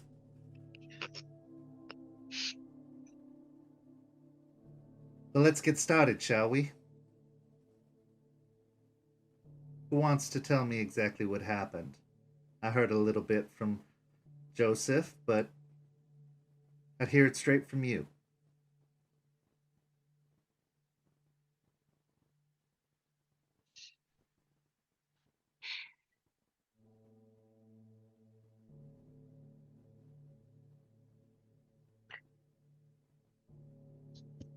I went to Ryder to try and do what Aspen said and make things even. We sparred. I asked him to train me and to let me help him get better. And he offered a way for me to free my friends. But it had to be that night, just the two of us. And I accepted. Oh, that foolhardy boy. I knew it was going to get him killed one day. So confident.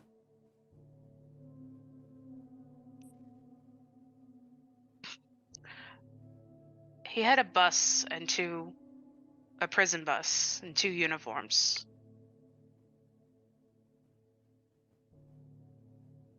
We managed to... Things were going well. We managed to sneak in, pass security, use the badges, knock out any guards we came across and hide them.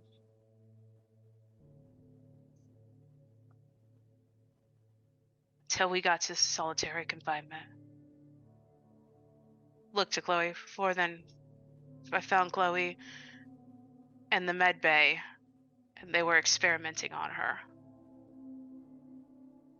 Eliza's eyebrows slightly raise at that, but she just stays silent and lets you continue. Ryder was able to look at the chart that she had and said she had her blood was different, that she was Ghislaine. She was kin.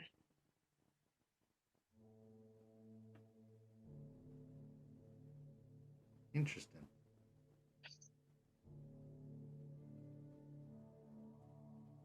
There were 2 guards when we got to solitary with guns. I tried to get them to leave, but they didn't fall for it. So I tried to knock them out, and 1 gunshot went off. And when I was freeing my friends from the confinement, Mary showed up. And Ryder put the whole place in lockdown, locking me in solitary with my friends.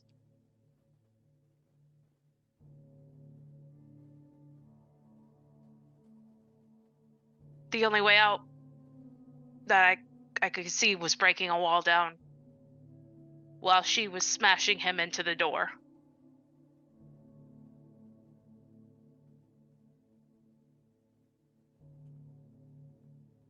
How do you feel about all that, Jester?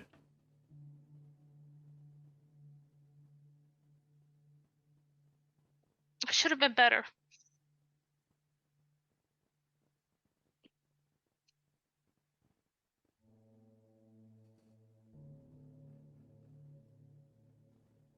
My girl,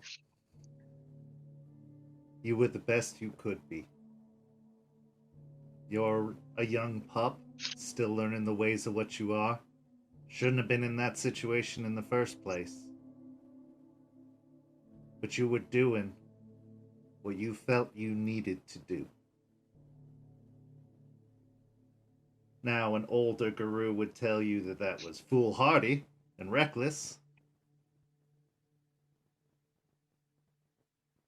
But your tribe would say differently.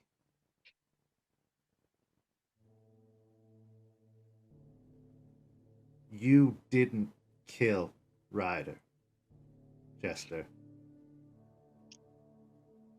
He went in there knowing the risks. He's not a young pup like you. He knew what awaited him in that jail. He knew what the end result was going to be before it even happened. I should have said no. And then what? Continued to be distracted? Continued to have half a mind on your friends while trying to use whatever left of the other half in that addled brain of yours to try and build a can to try and save the world?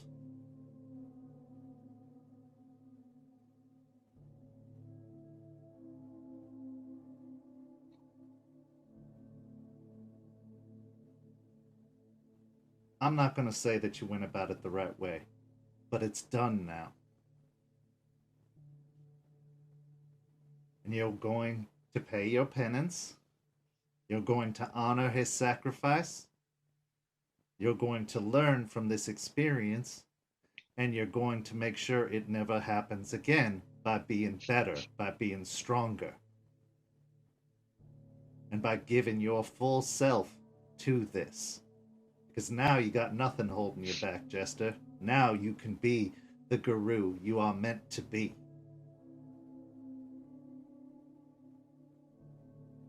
You need to forgive yourself. That is how you're going to honor his sacrifice. That is how you are going to honor your pack. That's how you're going to honor Gaia. As someone who has carried around the weight of others' sacrifices for so long, I can tell you it only ends one way. And it's not good. You showed me that. You all showed me that.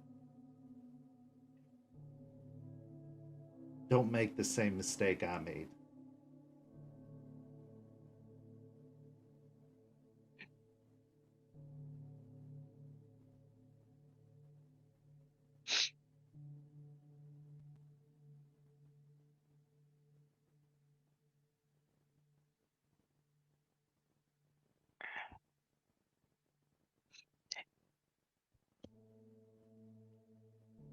She looks He over. told me. Oh, go ahead. He told me Joseph's story. Some of it. And then told me it was my turn to protect.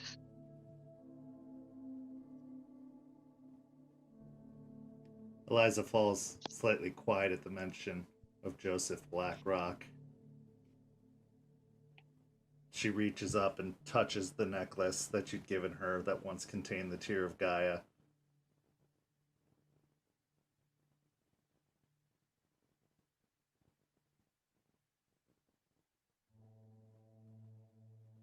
So what are you going to do? Going to protect the pack. Damn straight you are.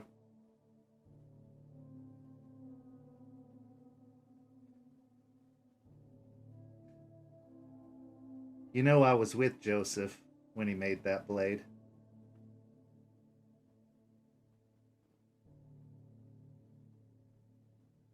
He was a very stoic man. But I could see through all that bullshit. He would talk, tell me what bothered him, what he was afraid of. Talk to me about how he felt all this pressure, all these worries in being a leader. That he wasn't good enough, that he wasn't strong enough, doubting his own decisions.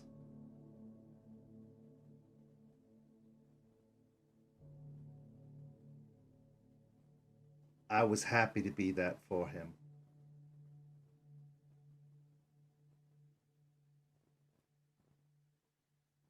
You need someone like that for you, Jester. Whether it's your pack, whether it's your friend here, because you are going to do some amazing things. And you're going to have to make some very difficult choices. You're going to have to follow some orders you don't necessarily agree with. But you can't carry all that on yourself. One of the big differences between Ryder and Joseph, Ryder lost everyone that could be that for him. So he carried the burden alone, and it made him angry. So angry.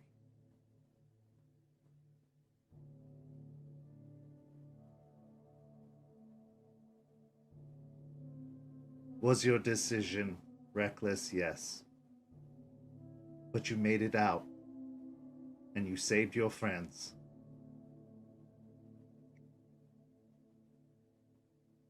And now, you will follow your alpha.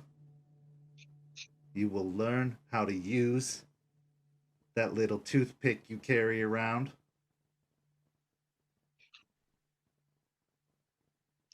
And you will make those leeches pay for what they did to Ryder. So that his sacrifice wasn't for nothing.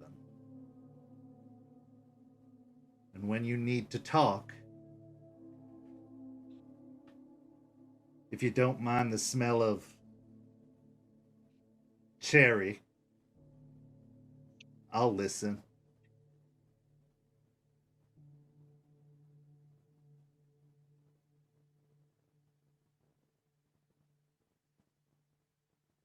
Okay. Now, as for your friend here, Miss Chloe, Quite a shock all this is to you, I'm sure. Chloe just nods slowly. It's a shock to all of us when we find out, when the veil's lifted and parted for us. But you, my dear, you have a very interesting gift of your own. Some say that the Ghislaine, that's what you are, have lineage in Fae.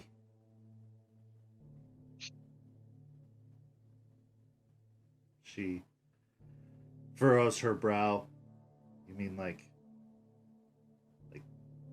fairies? Eliza just kind of nods her head. That's what some of them say. I don't know if that's necessarily true. You know these stories get passed around enough, they end up nowhere like where they started. But if there is some truth to it, they weren't going to just find it in your blood. They weren't going to find it in some sort of psychological evaluation. It doesn't come across that easily. It's a tricky thing, being a Ghislaine. You really only know when it happens.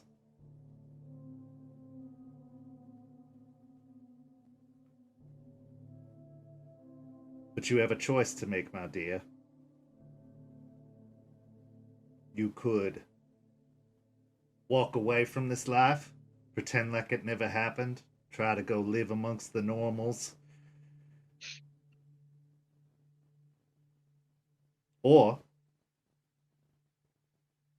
you could use this gift you've been given. You could continue to peel back the various layers of the veil and see what awaits underneath. Go further down the rabbit hole, as a Mr. C.S. Lewis once said.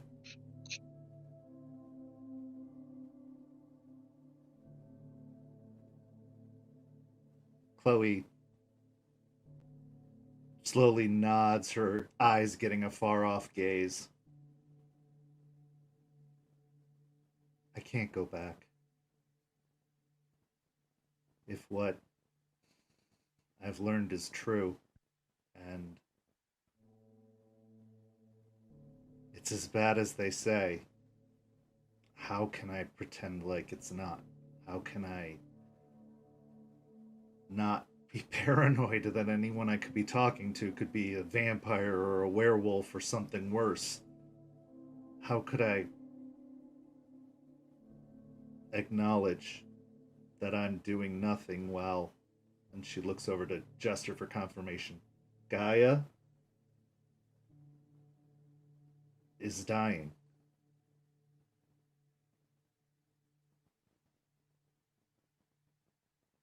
Plus, I just got my best friend back. And I don't want her. I don't want to not know how her story continues.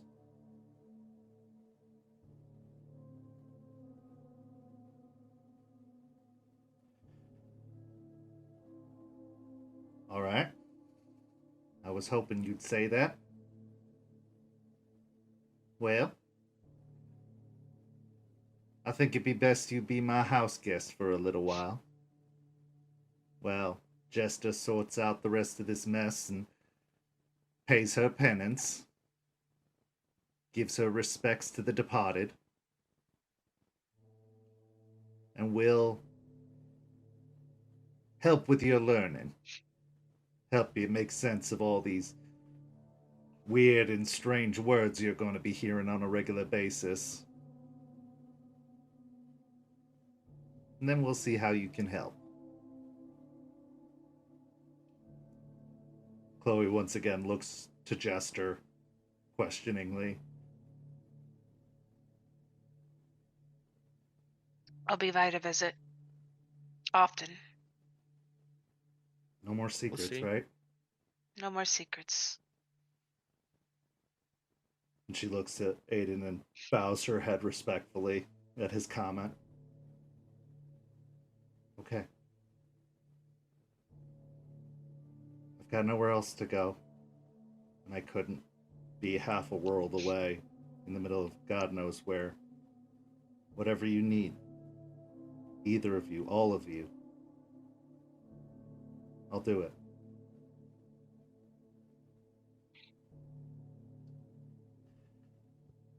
Very good, dear. Why don't you head on back to the door on the left? There's a room already made up. Don't mind my son's things. He's not making much use of them anymore. But you just settle in there, and we'll start your education. Chloe reaches over and grabs Jester's hand and gives it a squeeze, but doesn't linger too long before she nods and stands up and goes to make her way down the hallway. I'll squeeze it back before I let go.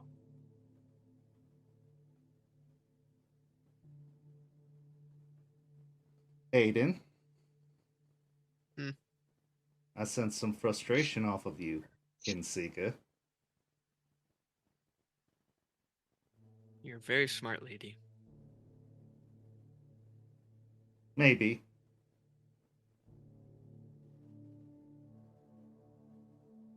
I think it's time you talk about it, son.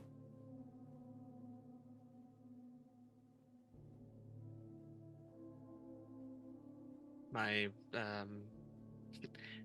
frustrations lie with the decisions that were made, and I'm having a hard time moving past not calling for help. That aspect, even if being told like we have to leave now, don't call anyone, a call could have been made regardless to let us know what was going on. And I get wanting to save loved ones. I understand that. That's just something that I'm having a hard time moving past. This is a boulder in the river that just won't wash down. What would you have done if you'd gotten that call? Would you have tried to stop her? Would you have tried to join her? If I would have received that call, I would have asked what the plan was. My what they call it? Reconnaissance is done before doing something like this. Just jumping in doesn't make sense. You stalk, you look around, you understand what's happening beforehand. And I understand that he wanted to do it that night.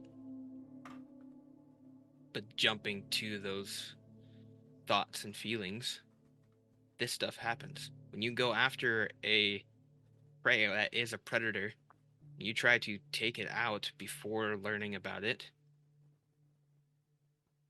you get hurt or you get killed.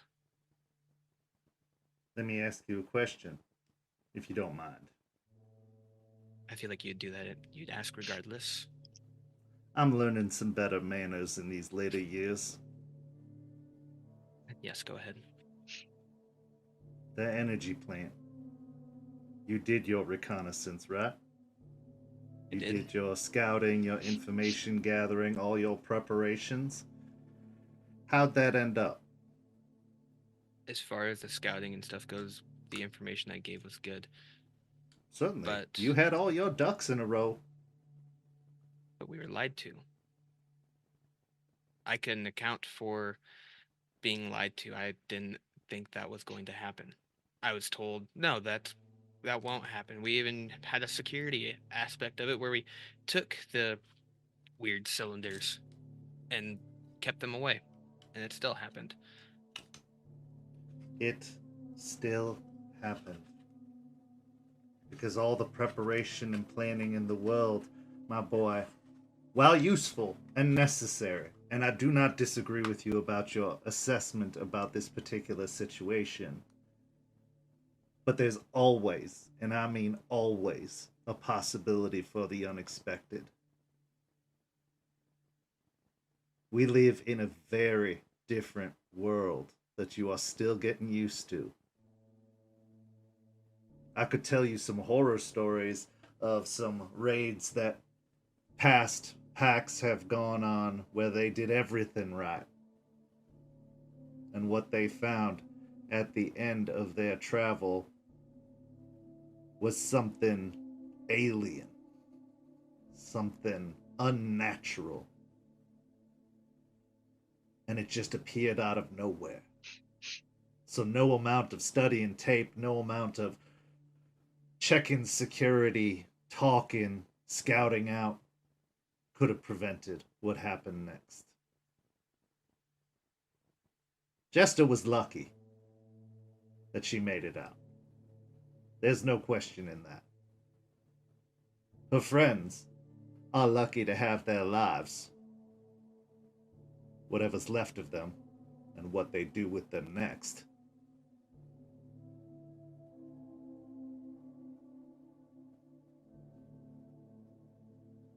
But one thing that you can always count on is that you should expect the unexpected. You can never account for every detail of every operation you go on.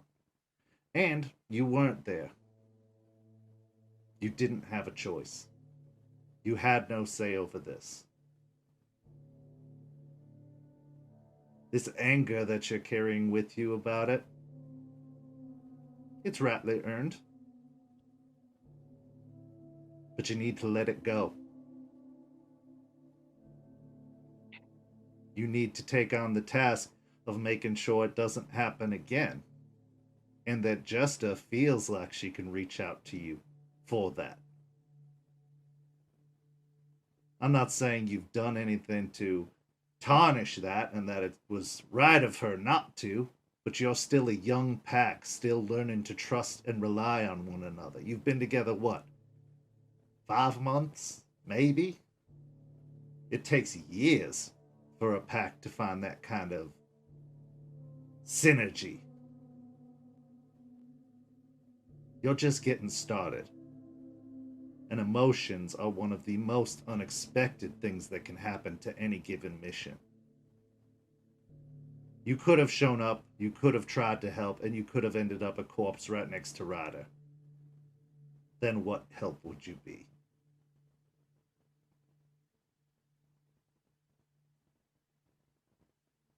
You, like I said, you're a smart lady. And it's alright that you're angry. I'm sorry, Aiden. I know it doesn't probably count for anything, but I am sorry. No, it does. I told you that you could call me at any time, and I'd be there. Like, Eliza, I could have died there as well. On the other side of it, could have helped. Maybe. It's a big maybe. From what I've heard, it's a big maybe. Ryder was looking to restore his honor in the only way he knew how. Dying in the protection of his sept, of his pack, of his cause.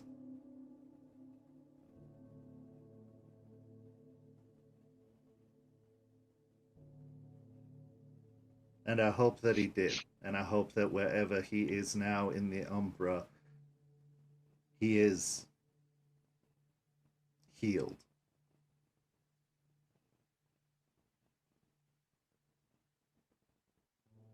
Jester, when he died, how did he seem?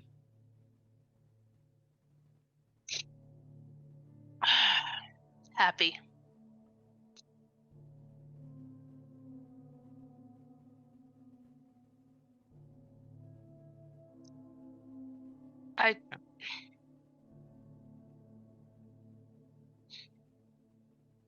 He told me Joseph died defending the sept, and now he was able to die defending the sept. And then he passed the clave to me and said it was my turn to defend the sept. Do you know how to use that? Not at all.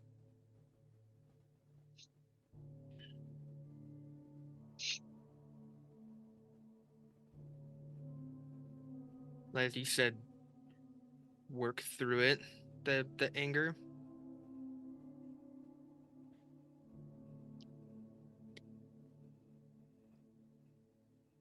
Jester, I'm gonna beat your ass a couple times, okay? And maybe I'll teach you a couple things I know how to use that, but put something in my hand and I'm all right with it. That's a language I'm used to. And get more used to it. Okay. I'm glad you're okay though. Thanks. If you died, no, I'm not even gonna go there. Nope. He kind of relaxes a little bit.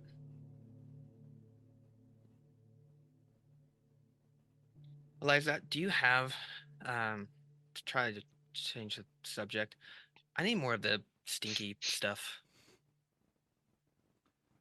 Yes, Joseph told me about your little kin-seeking ritual. That's one way to Yeah. go about it, but I can supply you with what you need. Thank you. In return, do you want me to, my next kill, I can bring you something. Aiden, you have repaid me moreover than anything I could ever do for you. You gave me my wolf back, so I am in your debt. And anything you ever need, as long as I have air in these old bones, it's yours. Thank you. And I hope to make the Sept proud with what we find and what we're able to do here. I know you will. Use this anger, whatever's left of it, as motivation, as fuel for the fire inside you. Don't use it as inspiration. Okay. I'll try. Now, if you don't mind, I'm going to have a brief chat with our dear Jester here in private for a moment, and then I'll send you both on your way. Yeah, I'll step outside. After Aiden leaves, Eliza pushes herself up from the recliner and makes her way over to the couch next to you and sits down.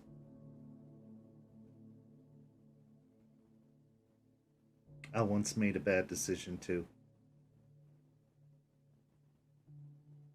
I know how you feel. I pledged patience when I probably could have told Ryder to press. I convinced him it was the wrong time to move. And for the first time, in what felt like a long time, he actually listened to me. And that may have cost him his sept.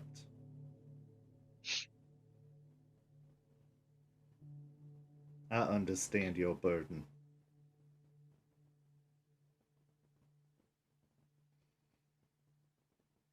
But you have another chance.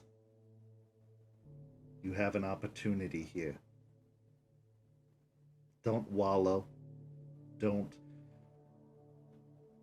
bemoan and regret the decision you made. Learn from it.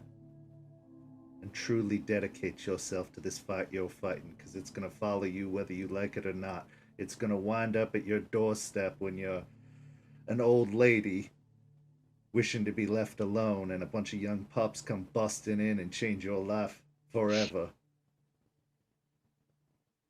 Whether you like it or not. Don't waste 10 years like I did.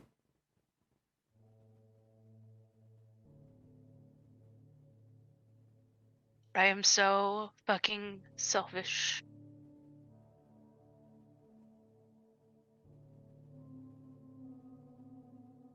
You're yourself. You're always going to be partially selfish. You're trying to save a world you live on. Isn't that inherently selfish? Yeah. You gotta have a little bit of selfishness to have self-preservation, my dear. And you need to stay in this fight for a good long time. Because just think what this fight would be like without you in it. And trust me, it's not a good one.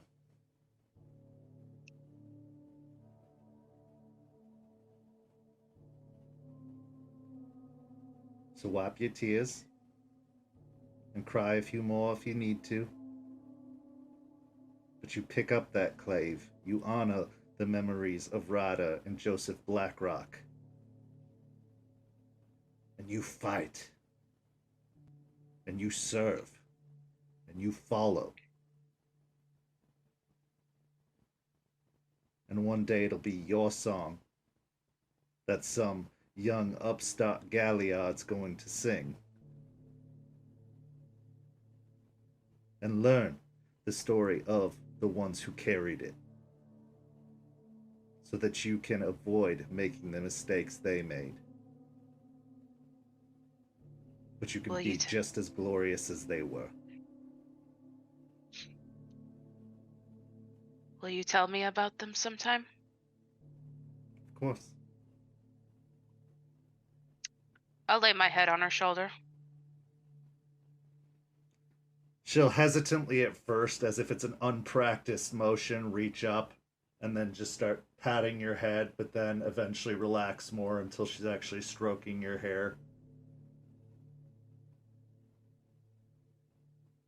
Also, get a haircut.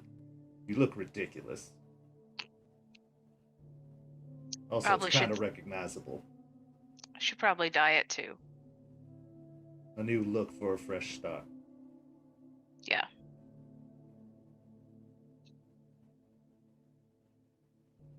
So as you take a few moments with Eliza, you feel comforted. You still carry the burden of what happened, and you probably will for a long time to come. But just like she said to Aiden, you have an opportunity to use this as motivation. Or you can make it the albatross that causes you to sink and drown in the depths of either Hirano or Hoglosk. The choice is yours, believe it or not. In our final scene of the night, it's a week later. It's been 2 weeks since the passing of Ryder. It is a new month. Spring is upon us. In Florida, it's a little less recognizable, unless you have really bad allergies. But it's here, and the temperatures are warming. We find ourselves at the Memorial Gardens, at the base of Grandmother Willow, at the grave of Ryder. Grass, surprisingly quickly, has started to grow over the grave of Ryder. If you didn't know it was there, it would almost seem like nothing happened at all, as if the earth had taken him in and accepted him, and he had become one with it. But for those who know of the body buried 6 feet below them, they would know the significance of this place. Aspen, Aiden, Jester, and Artie, you stand at this grave, at this spot, the spot that will one day become your cairn. The scene is yours.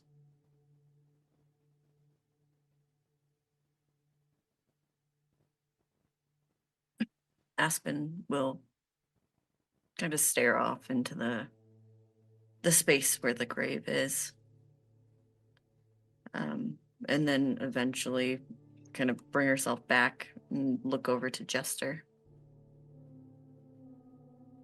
Are you ready? What do I need to do?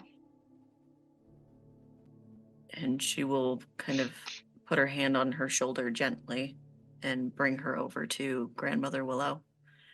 Kind of going through the motions that Joseph had done when she brought her there. Not really having a whole lot to present to the tree, because that's more Joseph's thing. So instead, she'll look to the tree. Grandmother Willow, Jester would like to pay penance for what happened in the incident that led to Ryder's death.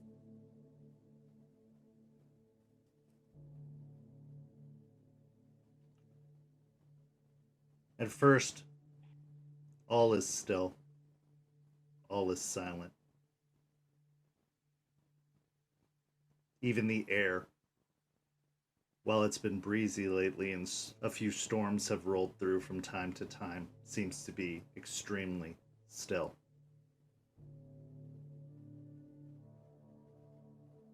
Eventually, a gust blows through the trees, which causes the branches to rub against one another in almost a hushed whisper of sorts.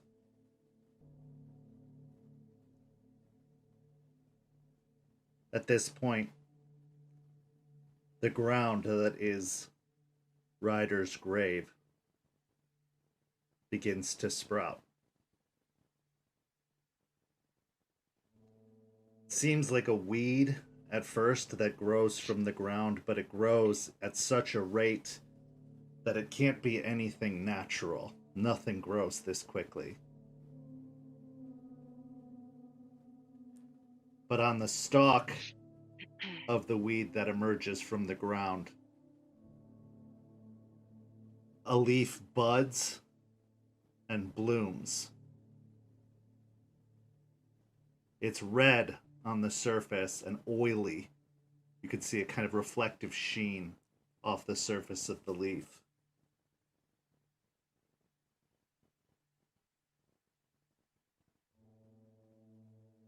Aspen will look to Jester.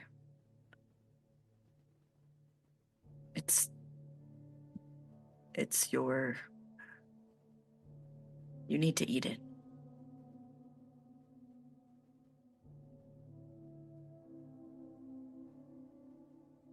Okay. I will walk over thinking, this wasn't exactly what I thought about as penance, but not really saying anything, and I will pick it. Just the flower or the whole thing? Just the bud. I'll take the bud, and I'll put it in my mouth.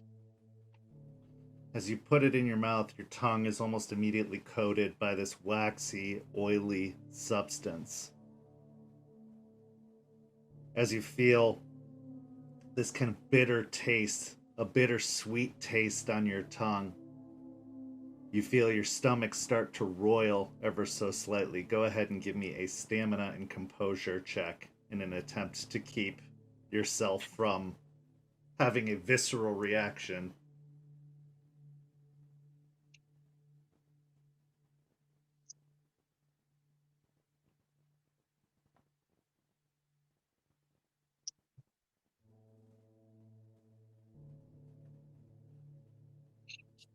Three successes. 3 successes. You feel the bile start to rise in your throat, but you choke it back down, forcing the contents of your stomach to remain where they are as the toxic, waxy substance in your mouth settles, causing you to salivate ever so slightly. And everything begins to grow hazy. Your vision starts to blur. blink as the burning sensation starts to take hold of your eyes, causing tears to start to well. But when you open them again, you find yourself in a hallway. Ahead of you stands a man with fairly tan skin, shirtless, black hair slicked back over his head, a beard formed around his jawline but well kept. He has very stern, almost piercing eyes under black brows, and his physique is extremely muscular, and even more so as you can tell that he's in glabro form. He wears jeans over boots that go down to his ankle, and he moves with a confidence that you can't help but admire. Unsure if these are your feelings or not, you look down and you see yourself dressed in a black leather vest, missing any patches that would eventually come with time to adorn it. Looking at the man, you can see the clave that you grip in your hand at this very moment, fully restored and shimmering in its silver sheen, held within his hands. You follow behind the man as he commands that everyone moves forward. He gestures to his right as you reach a doorway, and a young woman that is shaved bald and wearing what looks to be military fatigues quickly approaches the door and then opens it, moving inside, almost like a whisper. As you look upon this woman, you feel camaraderie. You feel respect. You feel a kinship, almost like a sibling that you don't have. But in the connection to this woman, you can feel this is your sister. Someone that you have fought beside many times and would likely die for.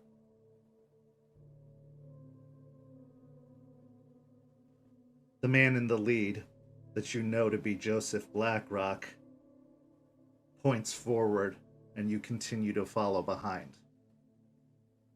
As you get more of your bearings, you can see that you appear to be in some kind of office building. There are cork boards along the walls with dossiers. You can see nameplates adorning various building doors. As you get a further glimpse and as you move further in, you recognize this building to be some kind of law office. You approach the door at the end of the hallway, and you can see on the nameplate the name Edward Bateman. Joseph approaches the door, raising a finger to his lips and readying the clave in his hand. He immediately flings open the door, and as he does so, you can see his form start to change as he takes on a Krynos form, covering his body in black fur. You, standing behind him, go to shift as well, taking a very similar physique, also covered in black fur. And as you move in through the door, you can see a wall of windows behind a very, very fancy-looking wooden desk, and a chair turned to face away. Joseph lets out a growl and almost like a howl as he starts to move forward, and then the chair turns. And just as Joseph almost has to stop short, you find yourself stopping short, somewhat confused, as the figure you're expecting to see in the chair isn't Edward Bateman, isn't the one that you've been hunting and stalking for all this time. Instead, you see a figure that is familiar to you, but was not familiar to this person at the time. A stout, short, curly-haired woman that could only be Bloody Mary. With little hesitation, after stopping short for a moment, Joseph surges forward and attempts to leap over the desk towards the woman, who almost without even getting out of her seat, grabs him and immediately throws him across the room and against the wall with a force that sends the entire wall breaking through and sending him colliding into the room beyond. You and your companion surge forward, but are unable to make any kind of ground. And then, as the battle ensues, it's absolute chaos. But you eventually find yourself on the ground with Bloody Mary's foot upon your throat, pinning you to the ground. She gives a grin of success, and you can see these long, elongated canines. She single-handedly has beaten back everyone in the group you brought with you. You see another wolf come surging out of nowhere with more black fur, you know to be your sister, your friend. And she's immediately batted away and sent rolling. You can hear a slight crack as she hits the ground and falls still on the ground.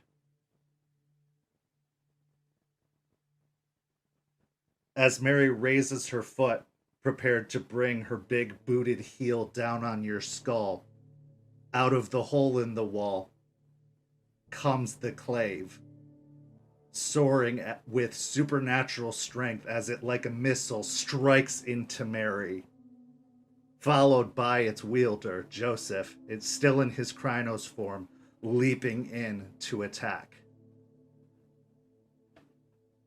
As he does, he topples Mary over to the ground, breaking the foothold she has on you, keeping her from striking what would have most certainly been a killing blow. They roll together, fighting, snarling, growling, and he withdraws the clave from her and prepares to strike again, but she immediately grabs his arm with one hand and breaks it, causing the clave to go skittering out of his grasp. You struggle to get back to your feet, but you feel like there is no energy left in your body, and at any moment you are going to lose all of the power you have in your form. But you can't let this happen. You can't let your alpha, your sept leader, fall like this. So you attempt to use that last bit of energy to surge, but it's just not enough. And you feel the wolf leave you. You watch your claws give way to hands, and you drop to the ground next to the clave at your side. Still kind of in the grasps of Mary, you see Joseph give you a look in his Krynos form, and you can tell that all of the hardness in his eyes has softened.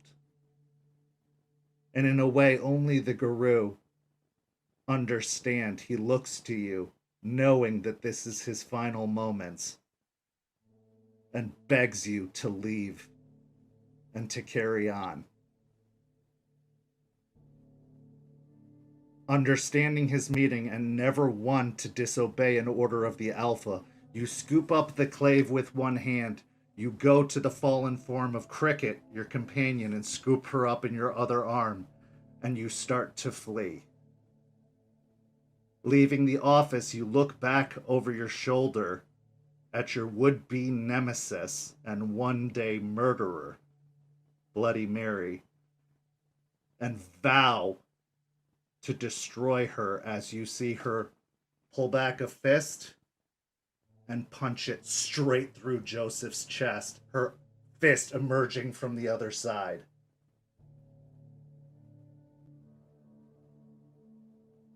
The anger is overwhelming. The next time you would see Bloody Mary,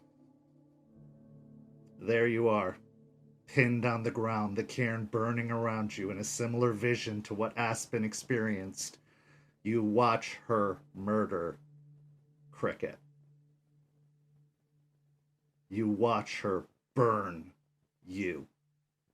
And you feel every bit of anger rise within you, overcompensating for the loss, overcompensating for the despair you've experienced. And then there's one final vision. A hallway in a prison. You feel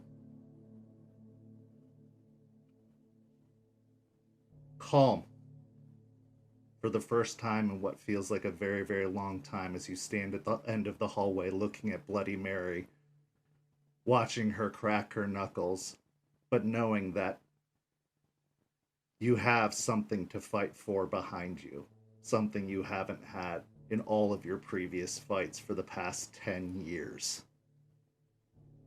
You aren't doing this for you anymore, which is all it's been about for the longest time since the death of Joseph Blackrock. This isn't about you getting your revenge. This is the first time you are selflessly fighting for something else. So as you reach back and hit the emergency button, which causes the entire prison to go into lockdown, you unzip the bag with the clave inside, pulling out the blade, shifting into your form, and you engage. The fight is extremely one-sided.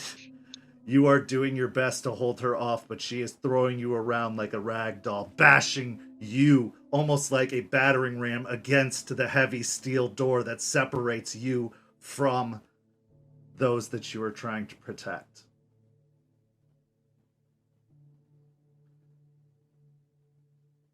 You feel like this is your end, and you hope that you've bought them enough time.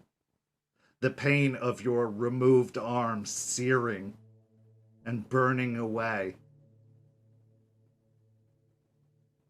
You feel like you could let go in this moment.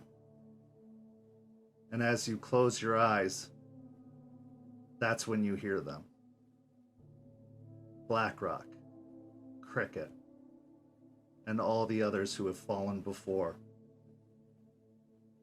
Their voices come to you saying, not like this, not just yet. And it gives you a sudden inspiration of rage. Rather than giving up, you are going to fight, even if it kills you. And you turn and you fight. You fight with so much ferocity that it almost seems like you're gonna win, an arm for an arm, as you slice one of Mary's arms from her body using the clave. It's not you that ran away from this fight. It's Mary, who did not expect this kind of response. She retreats, leaving you with the leftover mangled remains of your body. You finish the job of breaking through the steel door into the solitary confinement. You fall out of the hole that must have been created by your companion, and you crawl across the prison yard until you reach the safety of the woods beyond. You stumble out to the street, and there they are, a few steps away from what had confined them. You had succeeded in your mission, but you had gone into this mission knowing it was probably your last. And as your life fades, you willingly submit to a future that is no longer in your control, one that you have no say in. And you pass along your legacy, which unfortunately some of you is going to go with you to your grave, knowing that the future is secure for now, but your part in it is over.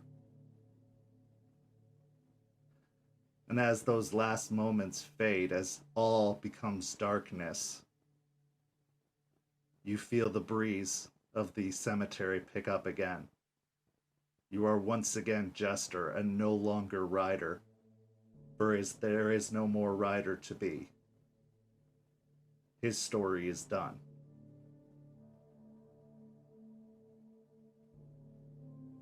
The scene is yours. I will fall to my knees and start sobbing on his grave. Aspen will kneel down next to her.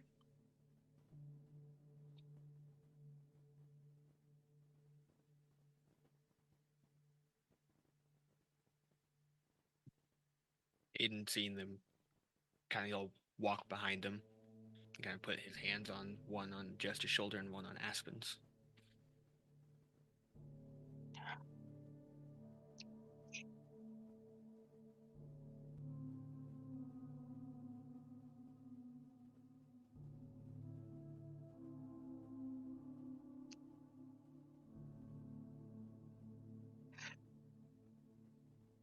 After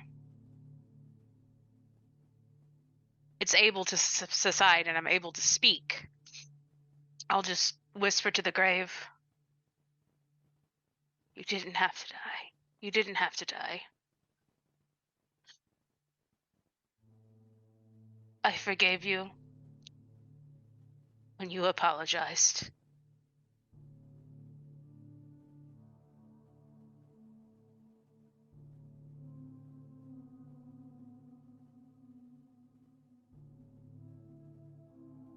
You did it for us.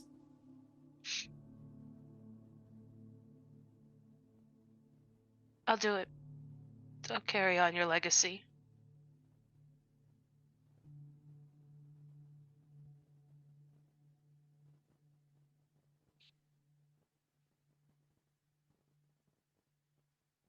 Sit up and look to Aspen. We're gonna need a better plan than just fighting her. No, I know we do. I'm sorry. I'm sorry too. And she'll hug her. I'll hug her back. Legacy is a very interesting thing. It can be a motivator, it can be a guide, it can be a teaching tool. But to carry on a legacy isn't necessarily to do things the way they were done before.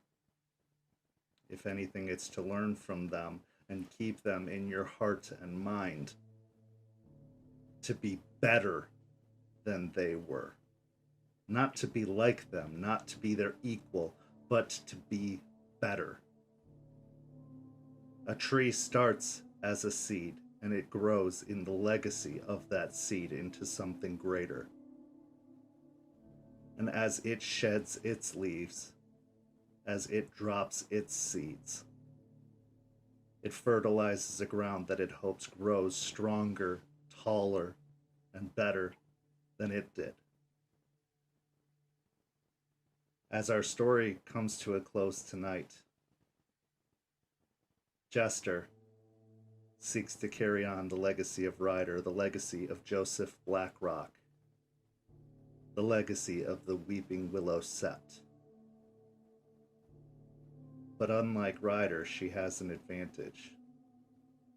She hasn't lost everything. At least not yet. Thank you so much to these amazing players. Thank you to everybody watching at home. Go follow St. Pete by Night on the social media listed down below and in the description. If you're not caught up on the episodes of Rage Across Tampa, you can find them on Twitch and on YouTube, where you can get caught up in this incredible story and you can see where we go from here. This week, we have Don't Get Caught on Thursday. We have What the Hell Is That? Our Hunter the Reckoning Chronicle on Friday. We've got After Dark, where we're going to have the Table of Good Girls' Blood, and we're going to talk to them. We haven't gotten to see any of their adventures yet, but maybe we'll get an insight into what we can prepare for. And then on Sunday, we have Bloody Strings, as their crazy, wild chronicle continues. And we'll be back again with Rage Across Tampa next week. Thank you so much for joining us, and have a wonderful evening, everyone. Good night.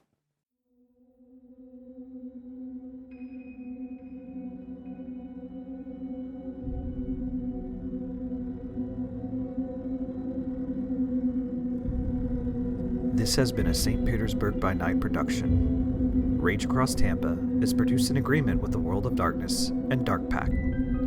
The storyteller for Rage Across Tampa is Misha Kent. Tonight's characters were voiced by Simon, Champagne, Preston, and Noree. Visit our website at stpbnight.com for more information about all of our productions and how you can become part of our community. Thanks for listening. Until next time, fangs, stakes, and claws out.